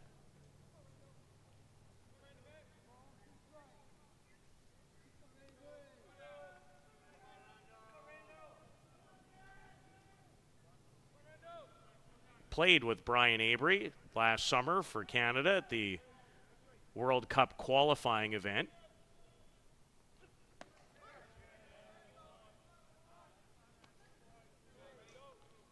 And was hoping for strike 3 on that pitch.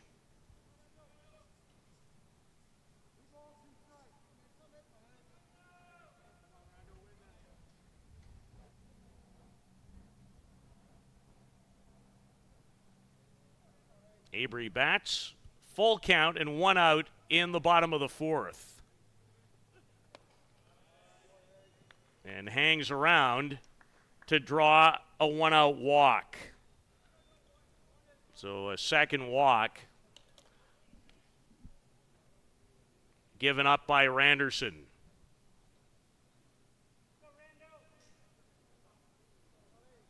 Facing Nick Mullins.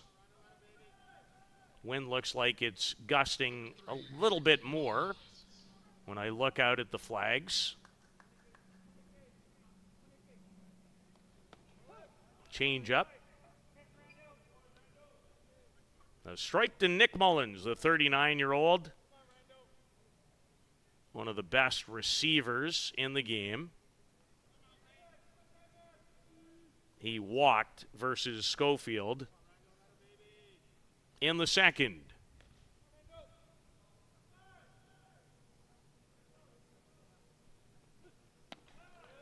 Randerson, who has certainly brought a good changeup to the circle in this one. Gets Mullins out in front.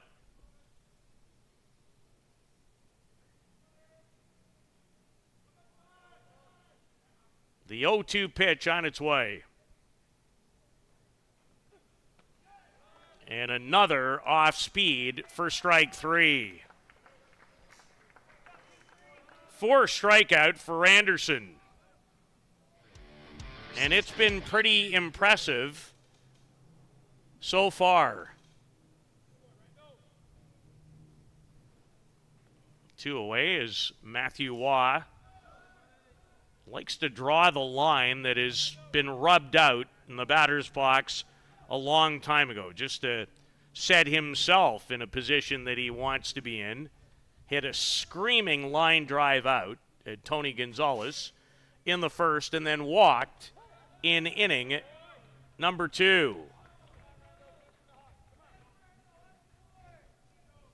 2 out as Tyler Randerson has come on, and so far, so good for the Hill United Chiefs.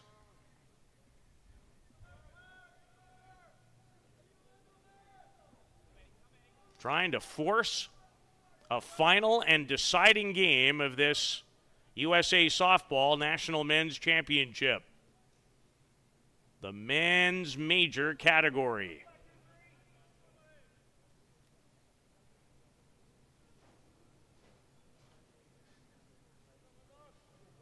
Avery, the base runner. Great play earlier in the inning by Villavazo as well. This is hit hard. Nick White started to his right, then to his left. Well struck by Matthew Waugh again, but so far unlucky. Tyler Randerson, 2 shutout innings. And it remains 6-1 Hill United in what could be the first of 2 championship final games here in Oklahoma City.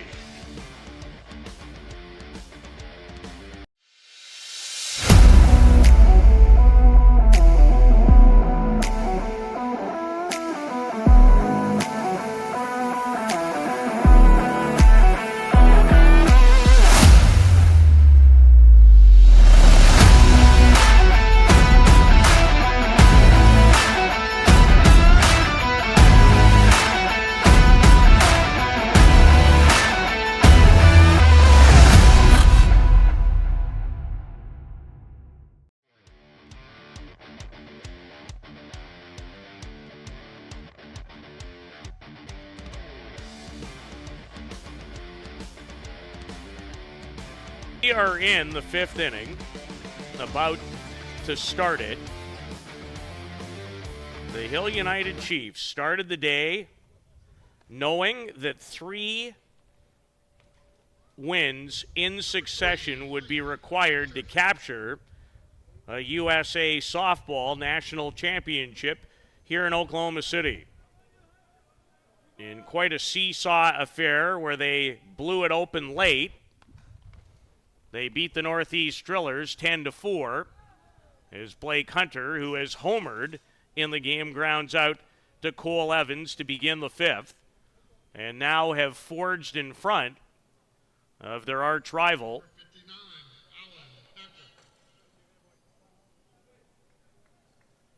The Bear Creek Gremlins in this double knockout competition. The Gremlins have yet to lose. The only setback for Hill United was the 7-0 loss in the winner's bracket final last night. But so far, they've turned the tide. Alan Pecker walked, and then we'll have to wait and see if it's his 3rd home run of the day. Regardless, it was a triple, and he scored as Brian Avery in right had trouble coming up with the ball in the right field corner cleanly. Alan Pecker's having a sensational Sunday.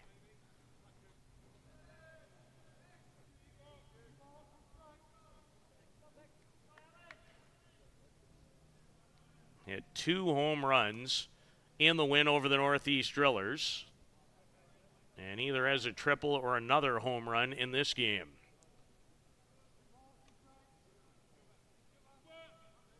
Kuba Osichka has worked him full, is in the count.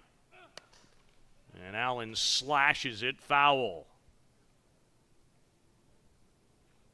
Interesting what can happen when you get locked in and you start to feel it.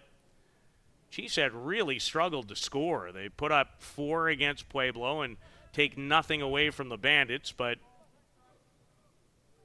one would have thought there could have been more. And then Really good game against Evan McCullough for the most part. Alan Pecker, has he done it again? He has indeed. This is out of this world again today. Are you kidding?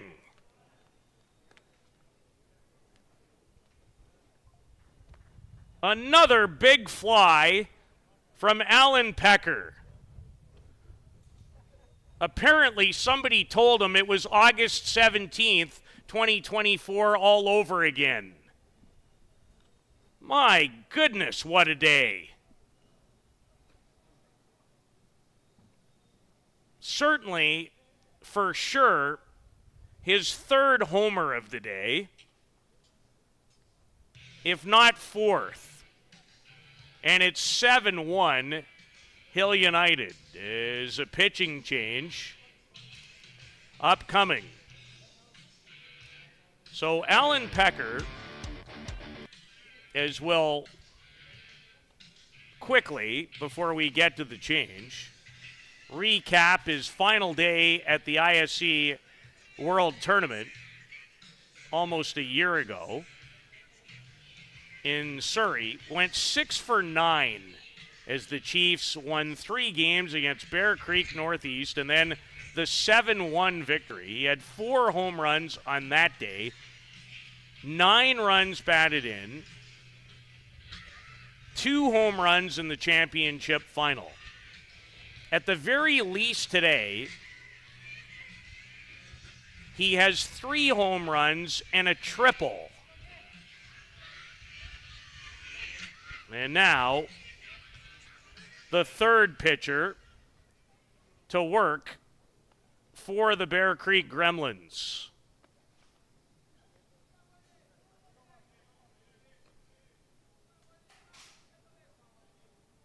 And I am not seeing a number 18 on my lineup card. Eric Chaparro, no number beside the name. It was the only option. I have not, self-admittedly, seen a lot of Eric Chaparro, who is a ad, again, somewhat like Tyler Randerson, due to the expanded rosters at this tournament. And Chaparro, with a good low drop ball that Nick White swung on and missed. As Alan Pecker, some kind of day. And it's far from over. As he's added to the advantage, it's 7-1. And we're getting a little closer to a winner-take-all championship affair on this Sunday.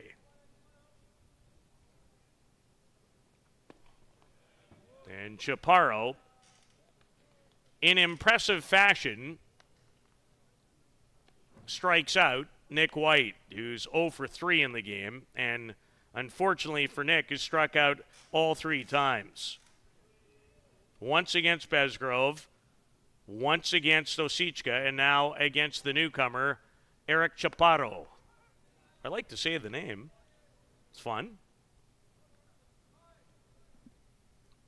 2 outs.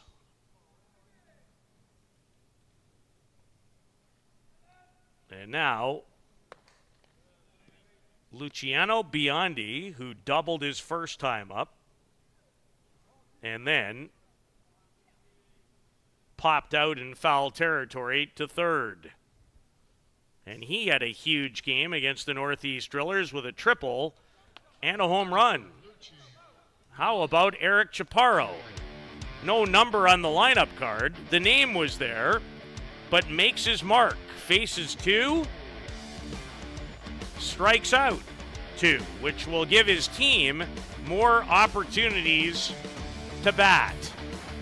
7-1 Hill United here in OKC on the great home of softball, Softball Premier TV.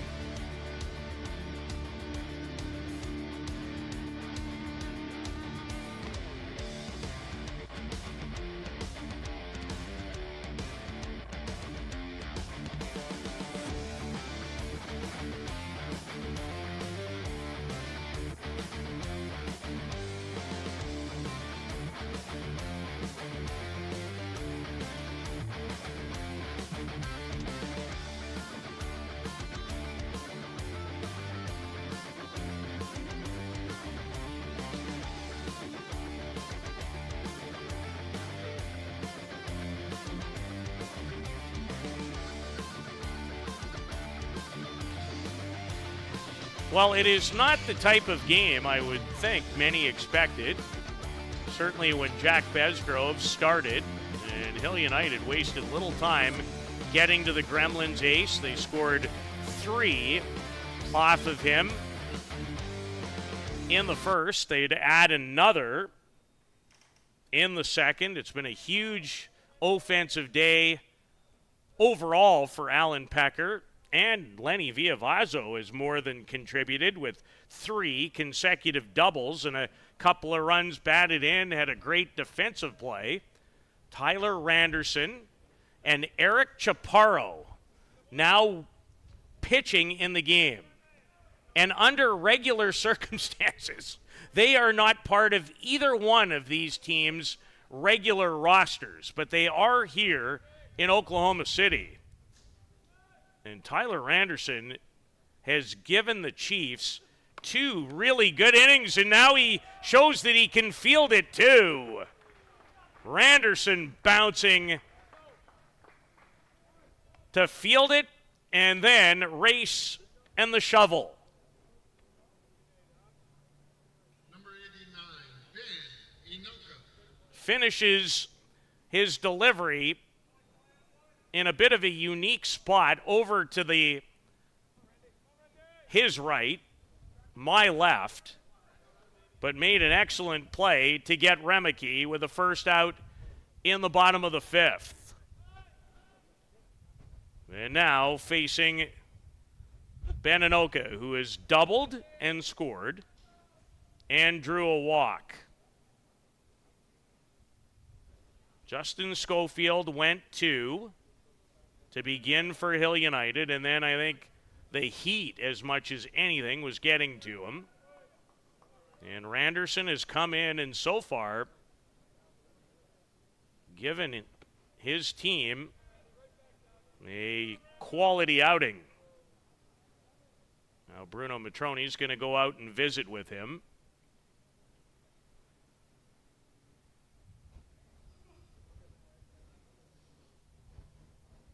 The day began at 7 a.m. At least that's when Hill United arrived at the Diamond. They knocked off the Northeast Drillers 10-4 in a semifinal game. And now hoping to force a winner-take-all affair in this double knockout competition.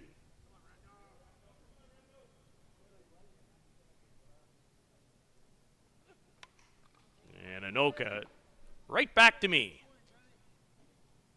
Up the screen and off the window. And back to Bruno Matroni. Oh, I've never loved windows more in my life. And they're really good windows.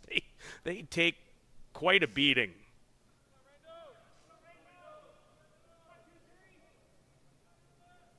Inoka has had nothing but quality swings in the last 2 games. Looks at a rise ball. The top of the zone for a strike and strike 2. Tyler Anderson, the nickname is Rendo. Endearing himself to the Hill United Chiefs.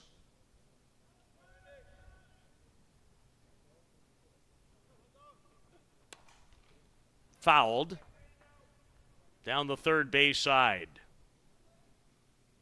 Chiefs have scored in every inning with the exception of the 4th. And they threatened in that inning too. Left a couple of runners on base. They're up to 9 hits in the game. Blake Hunter is homered. Alan Pecker is homered at least once, if not twice. Lenny Viavazzo is driven in too with 3 doubles. It's been impressive. Looked like he took something off.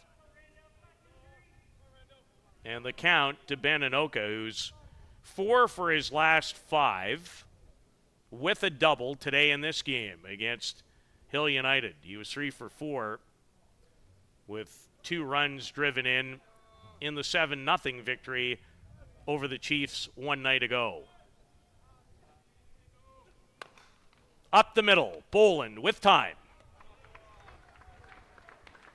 And there are 2 away in the bottom of the 5th.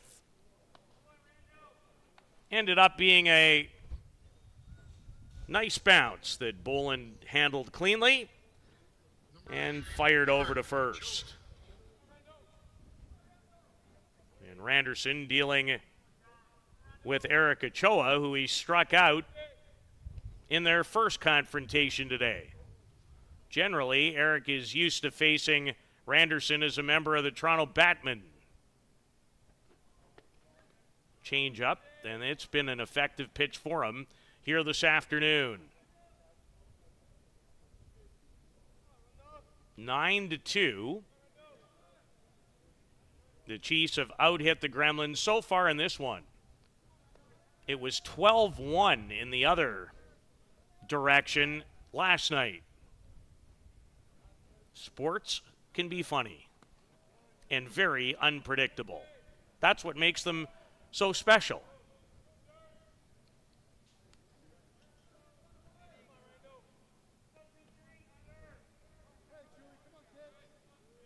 Two balls and no strikes to Ochoa, who has driven in the only Gremlins run of the day. That came back in the bottom of the first.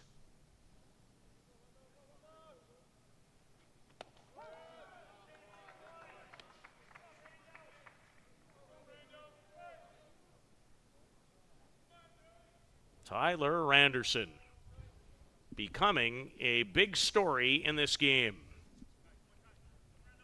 He'll pitch for Canada at the upcoming World Games in China as well.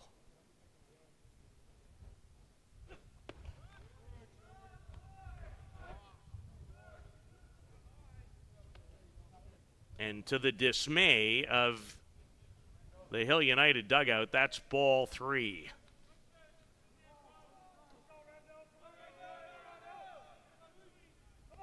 Because the park is relatively quiet with limited spectators who are all underneath the bleachers in some cover, can hear a lot of what's coming out of both dugouts.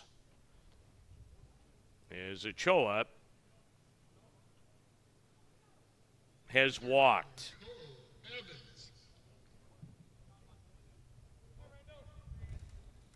2 out and 1 on for shortstop Cole Evans, who is grounded out and then struck out versus Randerson in the 3rd.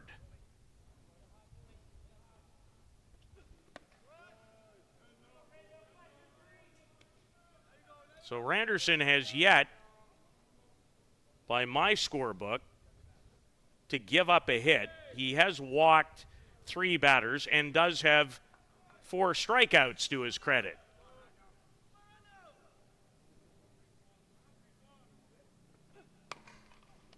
Diving play this time by Blake Hunter.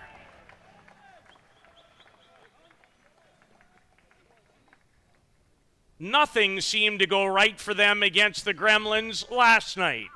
Everything going their way on this hot, sunny Sunday afternoon in Oklahoma City.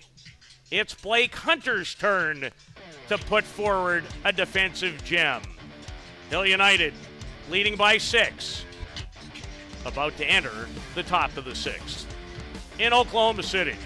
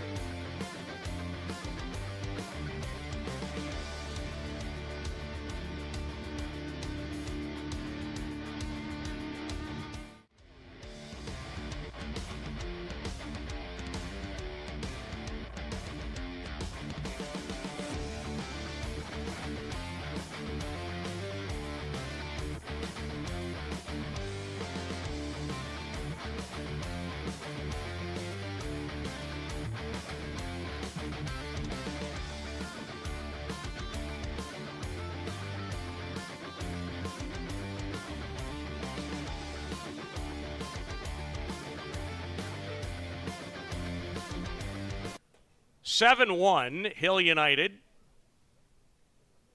Their hitting has been outstanding in the game. So is their defense. Villavazo with a gem. And Blake Hunter to rob Cole Evans to end any type of threat in the fifth. And it is the top of the order. And Shane Boland, who has doubled and then hit a screaming liner that was caught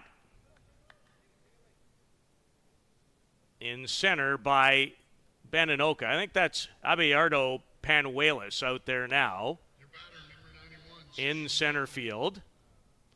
No changes around the infield. Still Avery and right. And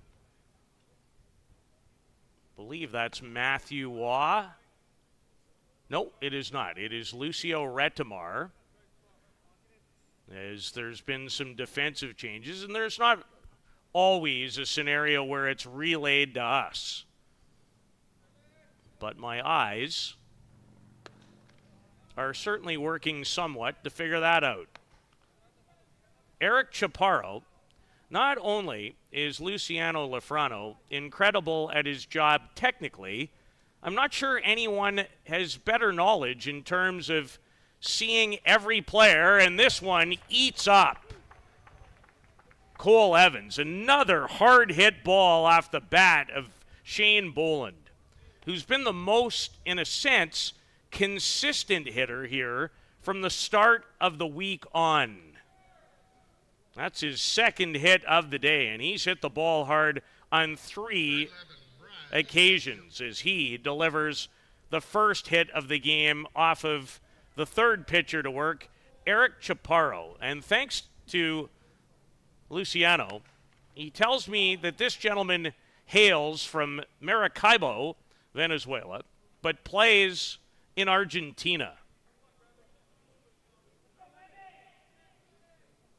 I always joke sometimes that I have a crack research staff, and it's a staff of 1. That would be me.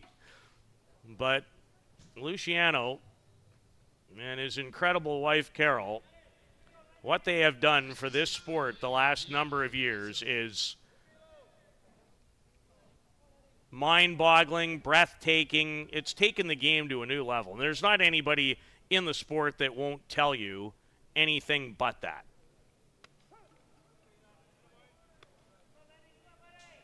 So Boland, after Ezekiel is retired for the first out, and now red-hot Lenny Villavazo, who's doubled not once, not twice, 3 times. This should be an out as Avery makes the catch. Now again, with a hit here, the Chiefs, if they could stretch the gap to 7, would allow them to have an opportunity with another scoreless inning to end the game a little early. Pipolo Lopez is going to hit for Bruno Matroni in this spot. So Villavazo, 3 doubles, 2 runs batted in, finally retired by Eric Chaparro. Lopez is from Mexico.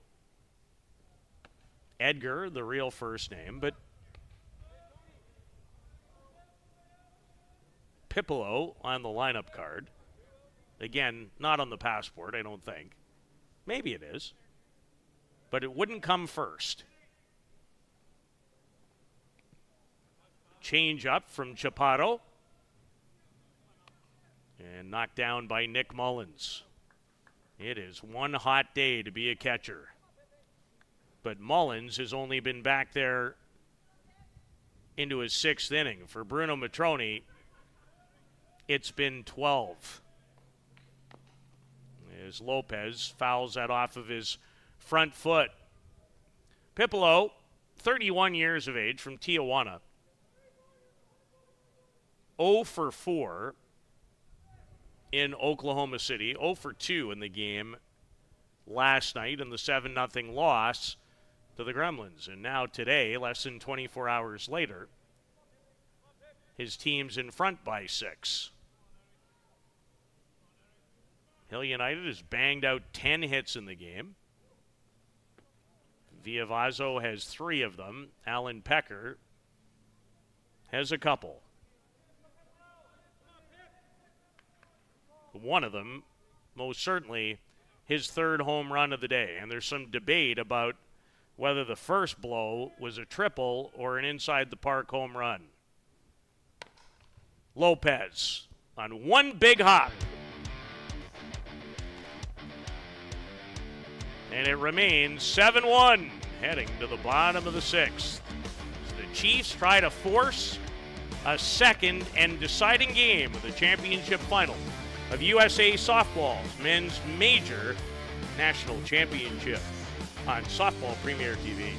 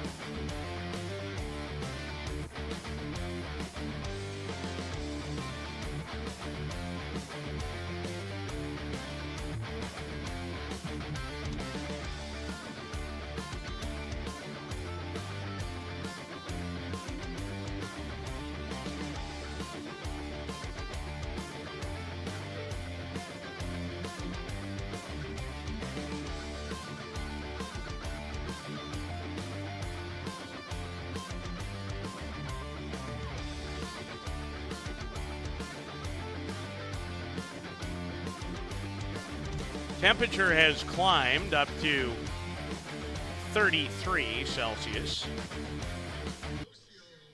That would be in the low 90s Fahrenheit. There is a strong breeze, winds gusting up to 38 kilometers an hour. As Lucio Retimar facing one of the stories of the game in Tyler Randerson. His regular team, the Toronto Batmen. That's who he'll pitch for starting next Saturday.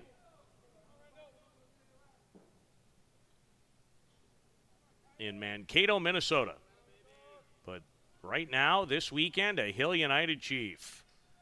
And he has delivered 3 scoreless innings so far as he sends a changeup to Lucio Retimar, who's now in left field. He's walked and struck out.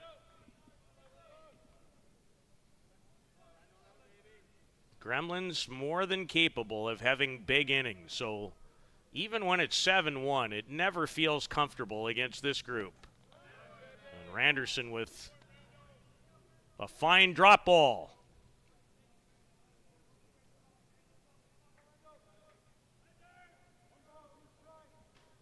Randerson has walked 3 batters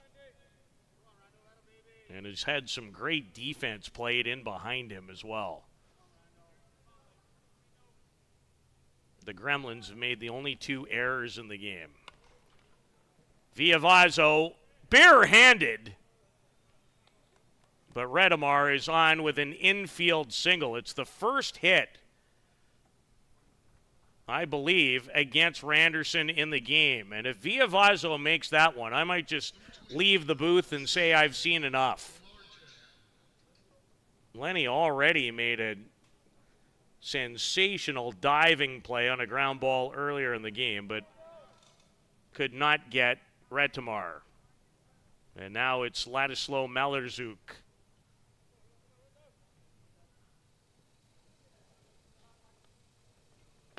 And I believe Marco Diaz might be up and at least throwing. And indeed it is. We would certainly see him start the next game if it is required. And until you have every out, it is not in the bank. Not against the Gremlins and not against the Chiefs. Randerson with a quality high rise.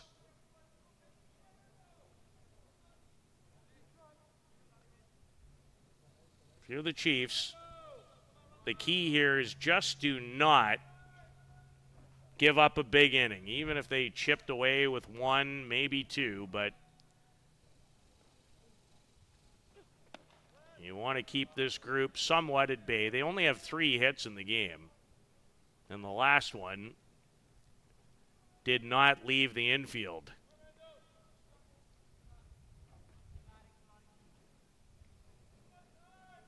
It's Tyler Randerson. Big deep breath. Pulls the ball to the side, the lean back, changes the glove, and a changeup, and this is hit hard. And back-to-back hits. It might expedite the warm-up of Marco Diaz. Sometimes you can almost feel something coming. And a big part of it is you just know what kind of lineup that the Gremlins possess. And the Chiefs have been, by and large, at their hitting best in this game. And in about the last 7-8 innings overall today. Was not that way until about inning number 4 of their last game against the Northeast Drillers. They won that game 10-4. They exploded for 5 in the 6th to truly cash that game in. So you're looking for an out in this position if you're Hill United.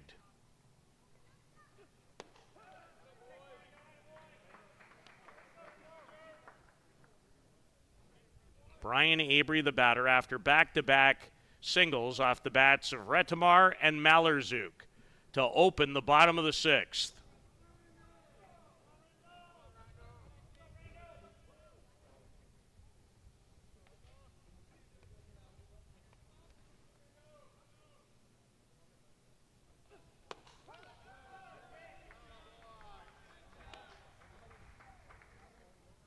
Another pitch that Hill United wanted desperately.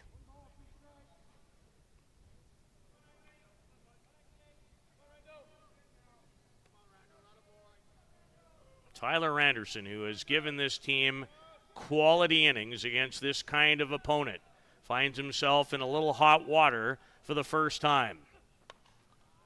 And Avery sends it back.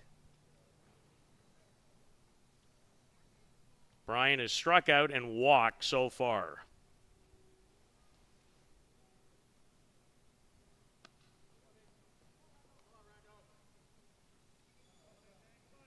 Cannot believe an equipment, the type of athletes, how much this game has changed over the years in matchups like this one, where even at 7-1, a lead doesn't feel safe. 10, 15, certainly 20 years ago, it would be nighty-night. Not anymore.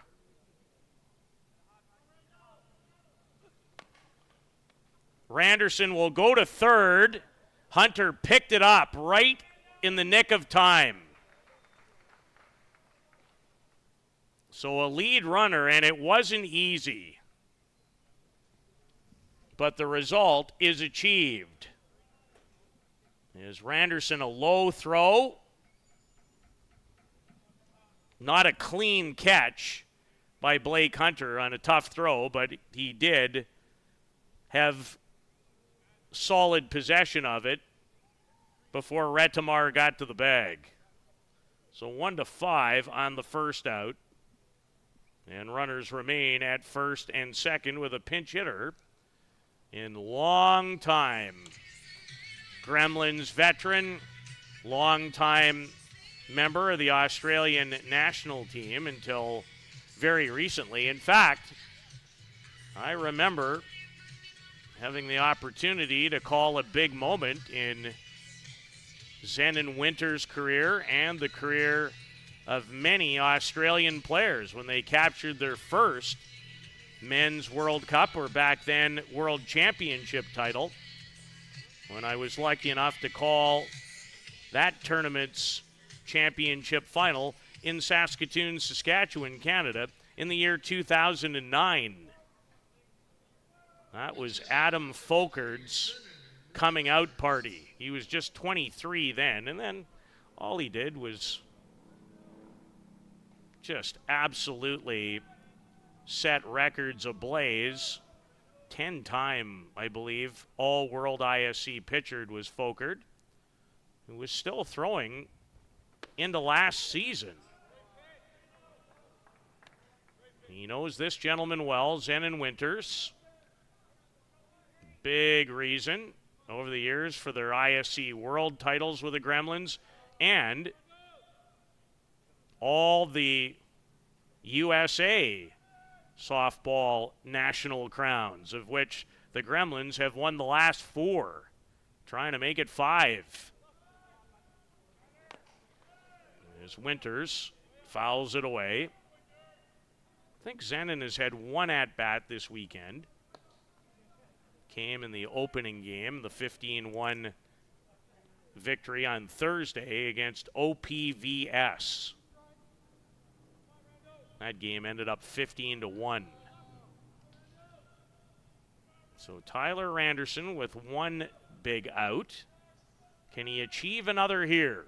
And he's out in front in the count. No balls and 2 strikes to the veteran Zenon Winters.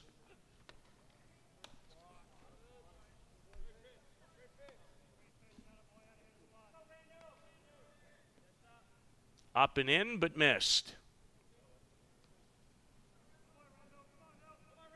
Randerson giving up his first 2 hits in his 4th inning of relief, taking over from the starter, Justin Schofield.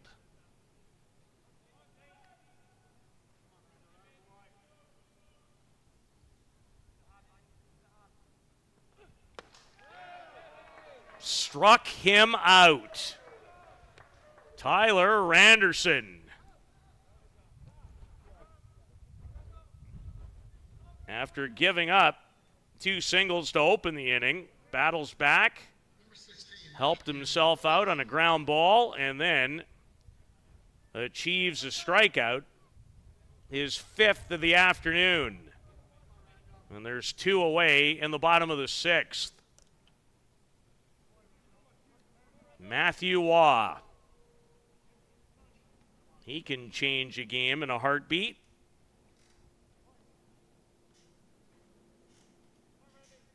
He has always been, let's say, very routine in how he arrives at home plate. Great guy.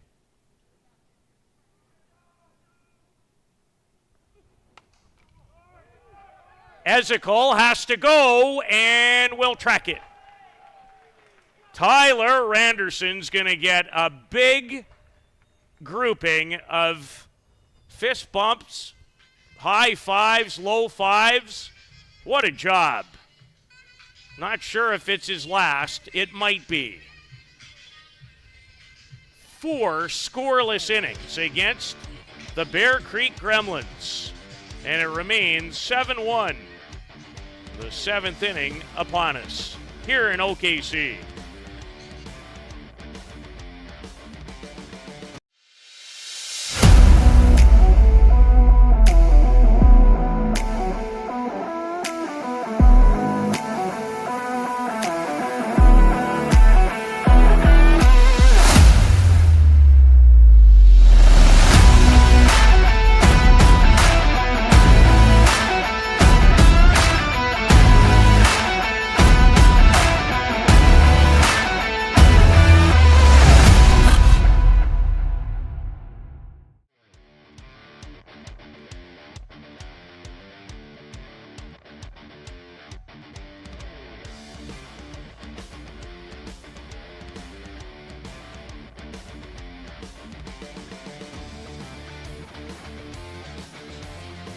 The line score does tell a big story for sure. The 10 hits, 7 runs. But there are things missing.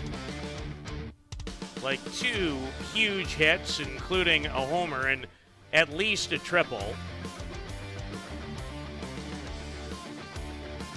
Lenny Villavazzo with 3 doubles, 2 runs batted in. I'm not sure. I mean, those are incredibly significant. Who am I kidding?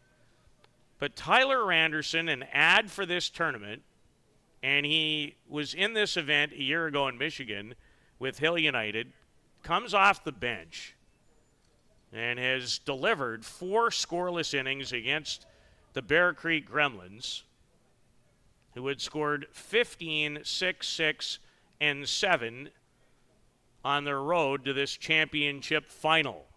In a double knockout scenario, they will have another opportunity to retain their title. 4-time consecutive winners of this USA Softball Men's Major National Championship. Tony Gonzalez off the end of his bat, and Eric Chaparro's done a nice job too. Replaced Kuba Osichka. Is Hill United. Another big story that you wouldn't see on that line score is their ability to get the Gremlins ace, one of the star pitchers on the planet, and Jack Besgrove, as they got to him and forced him out of the game. 1 out into inning number 3 when Blake Hunter homered off him to, at the time, make it 5-1. And it's Hunter at the plate right now.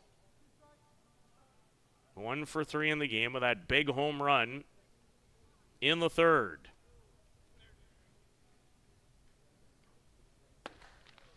Looks at the Chaparro rise ball.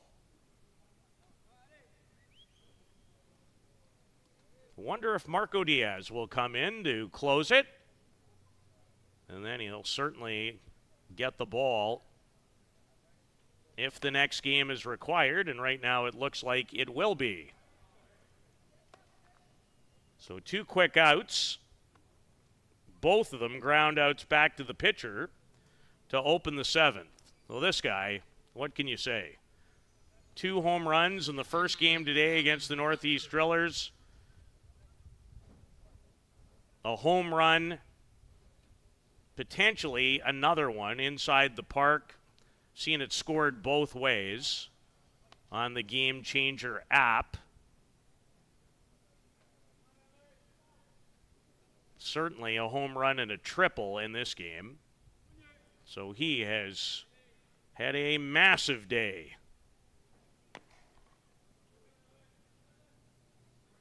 And he's swinging from the heels too. His second home run this morning against the Northeast Drillers in the 6th. It had a flight attendant on it when it left. My goodness, did it go a long way. Over both fences, not just the first one, but the second one. And then he got around on an inside pitch to pull one down the first base line. It was going to be a triple at the very least with how fast he is. A little bobble from Brian Avery, and he was able to come all the way around. That was in the 3rd inning that made it 6-1. He added a 7th run with his homer, another no-doubter in the 5th. And looks at the Chaparro rise ball up and away. So 10-4, Hill United leading in the hit parade. The Gremlins have committed 2 errors. That played a factor early in the game for sure. Change up. Pitches start from 46 feet. That one went about 38. as the Argentine national teamer and a star with the Hill United Chiefs, Alan Pecker, is locked in on this Sunday. Waited on the changeup. Avery has an opportunity and makes the out. So Alan Pecker finally retired. He walked his first time in this game as well. 7-1. Hill United, 3 outs away from forcing a third game for them today and an all-decider at the USA Softball National Championship in the men's major fast pitch category here at Devon Park.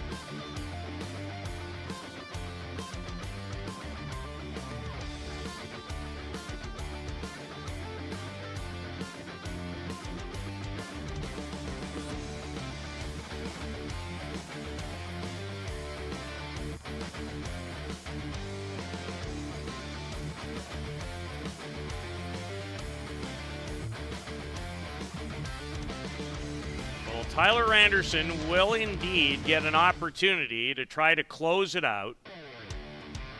It's been a big story.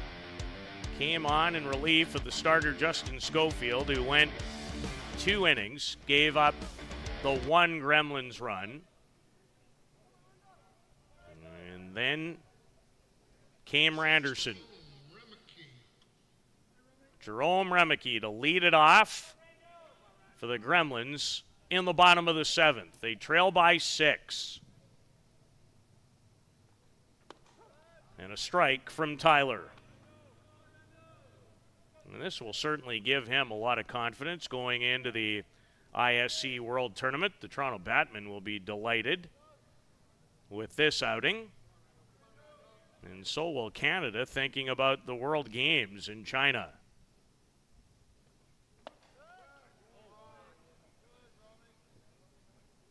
Remeke is 0 for 3. He's grounded out twice and popped up. Randerson, no runs, 2 hits, struck out 5 and walked 3. He's thrown 58 pitches and has had some splendid defense played in behind him as well. Bus Eric Ochoa in, or make that Remeke.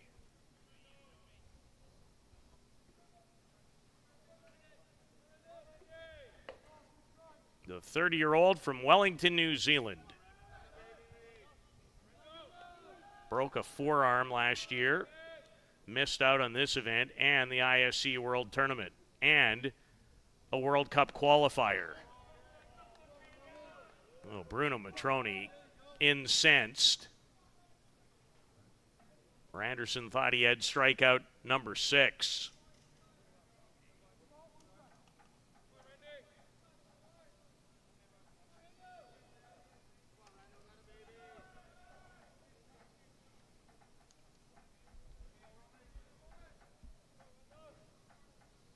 Remeke trying to start it rolling for the Gremlins. And will at least begin it the way the Gremlins would like it to be. A base hit, his first in his last 8 trips. He was 0 for 7 the last 2 days against the Chiefs prior to that single.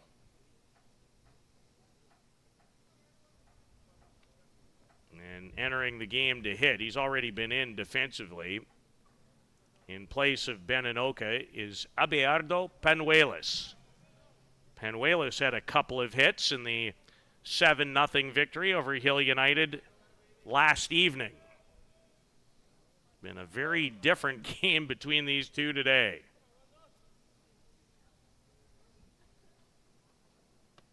And with a big lead, you're looking for outs.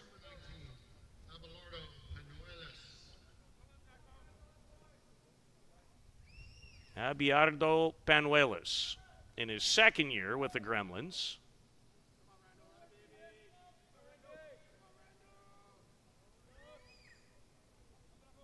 He's from Mexicali, Mexico.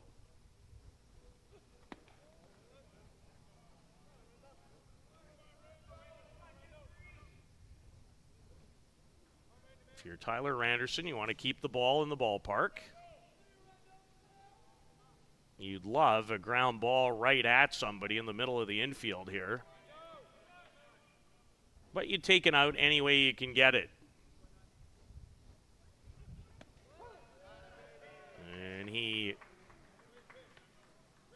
is the benefactor of that pitch on the outside corner. It's been a hit and miss location in the game. And it's not an easy day to be in blue either, I might add, with the high temperatures. Penuelas fouls it back in this great facility, the home of USA Softball, the home of their Hall of Fame, the home of the College Women's World Series on an annual basis, and the home of the 2028 Women's Olympic competition. And not hard to figure out why. There's a ground ball. Gonzalez for one. Boland.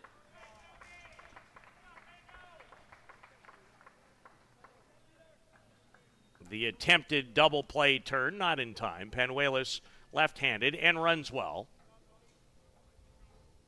Thought Gonzalez just might take the easier route towards his own bag, but elected not to. Still takes the lead runner, and there's one away in the 7th.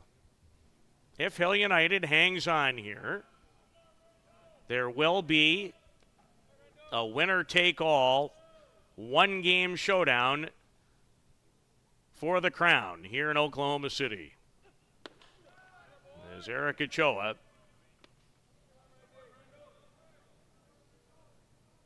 Never a light swing from Eric.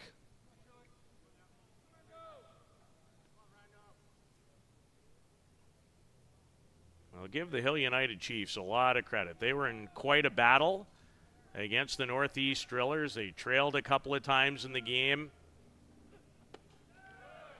A seesaw affair in the first game of the day, which feels like it started about 3 days ago at this point.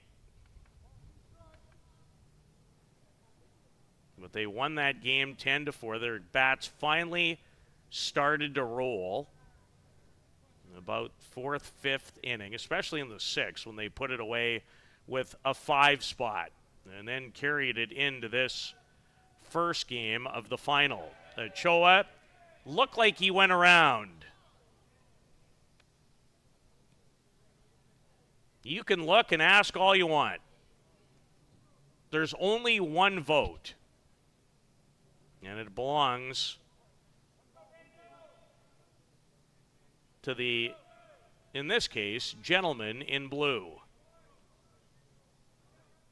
So almost, again, a 3rd strike achieved. Ochoa, the batter. He has a hit today. He's cashed in their only run, as Randerson misses high and away that time.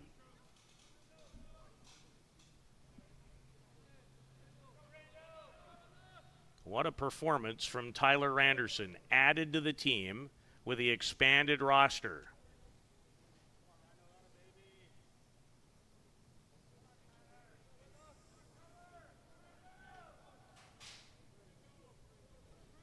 And the 2-2 on its way. Ochoa right at Ezekiel in center. Takes a couple of steps in. And the Chiefs now find themselves one out away from forcing a winner-take-all championship affair. Had to win 3 in a row to capture this USA softball crown when the day started. They're one out away from going 2 for 2. It was a very quiet ride home from the park for Hill United after losing 7-0 last night in a winner's bracket final to the Bear Creek Gremlins. Not a lot of words. It's not a long bus ride, but not a lot of words on the team bus. But they have responded so far today. And regardless of even how the rest of the day goes, it says a lot about why they're a championship affair. In the air to Nick White. Glasses on, and it wasn't easy, but he tracked it. How about Tyler Anderson? 5 scoreless innings of relief. Alan Pecker with another huge game at home plate. The same could be said for Lenny Villavazzo. Blake Hunter homered in the game. And we'll do it again for the USA National Men's Major Fast Pitch Championship. That game, I would guess, starts in maybe about a half an hour or so from now. And when it does, we'll bring you all the action right here on Softball Premier TV. My name is Peter Loubardias for Luciano and Carol. So long for now from Oklahoma City.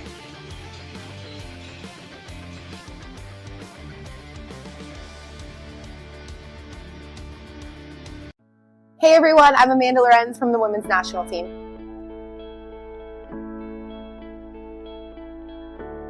My journey as a female athlete started when I was 5 years old, just a crazy kid with a lot of energy. My parents put me in softball to hopefully channel some of that energy positively, and I just absolutely fell in love with competing and being around friends and learning, and I'm just so thankful that they put me in softball because the love has grown from there. Some barriers that I faced from being a female athlete is feeling like I'm one of the ones at the top of my game, but not feeling like we can really build a living off of that. So having to juggle some different jobs to keep training and trying to stay at the best of my sport while trying to make money to live.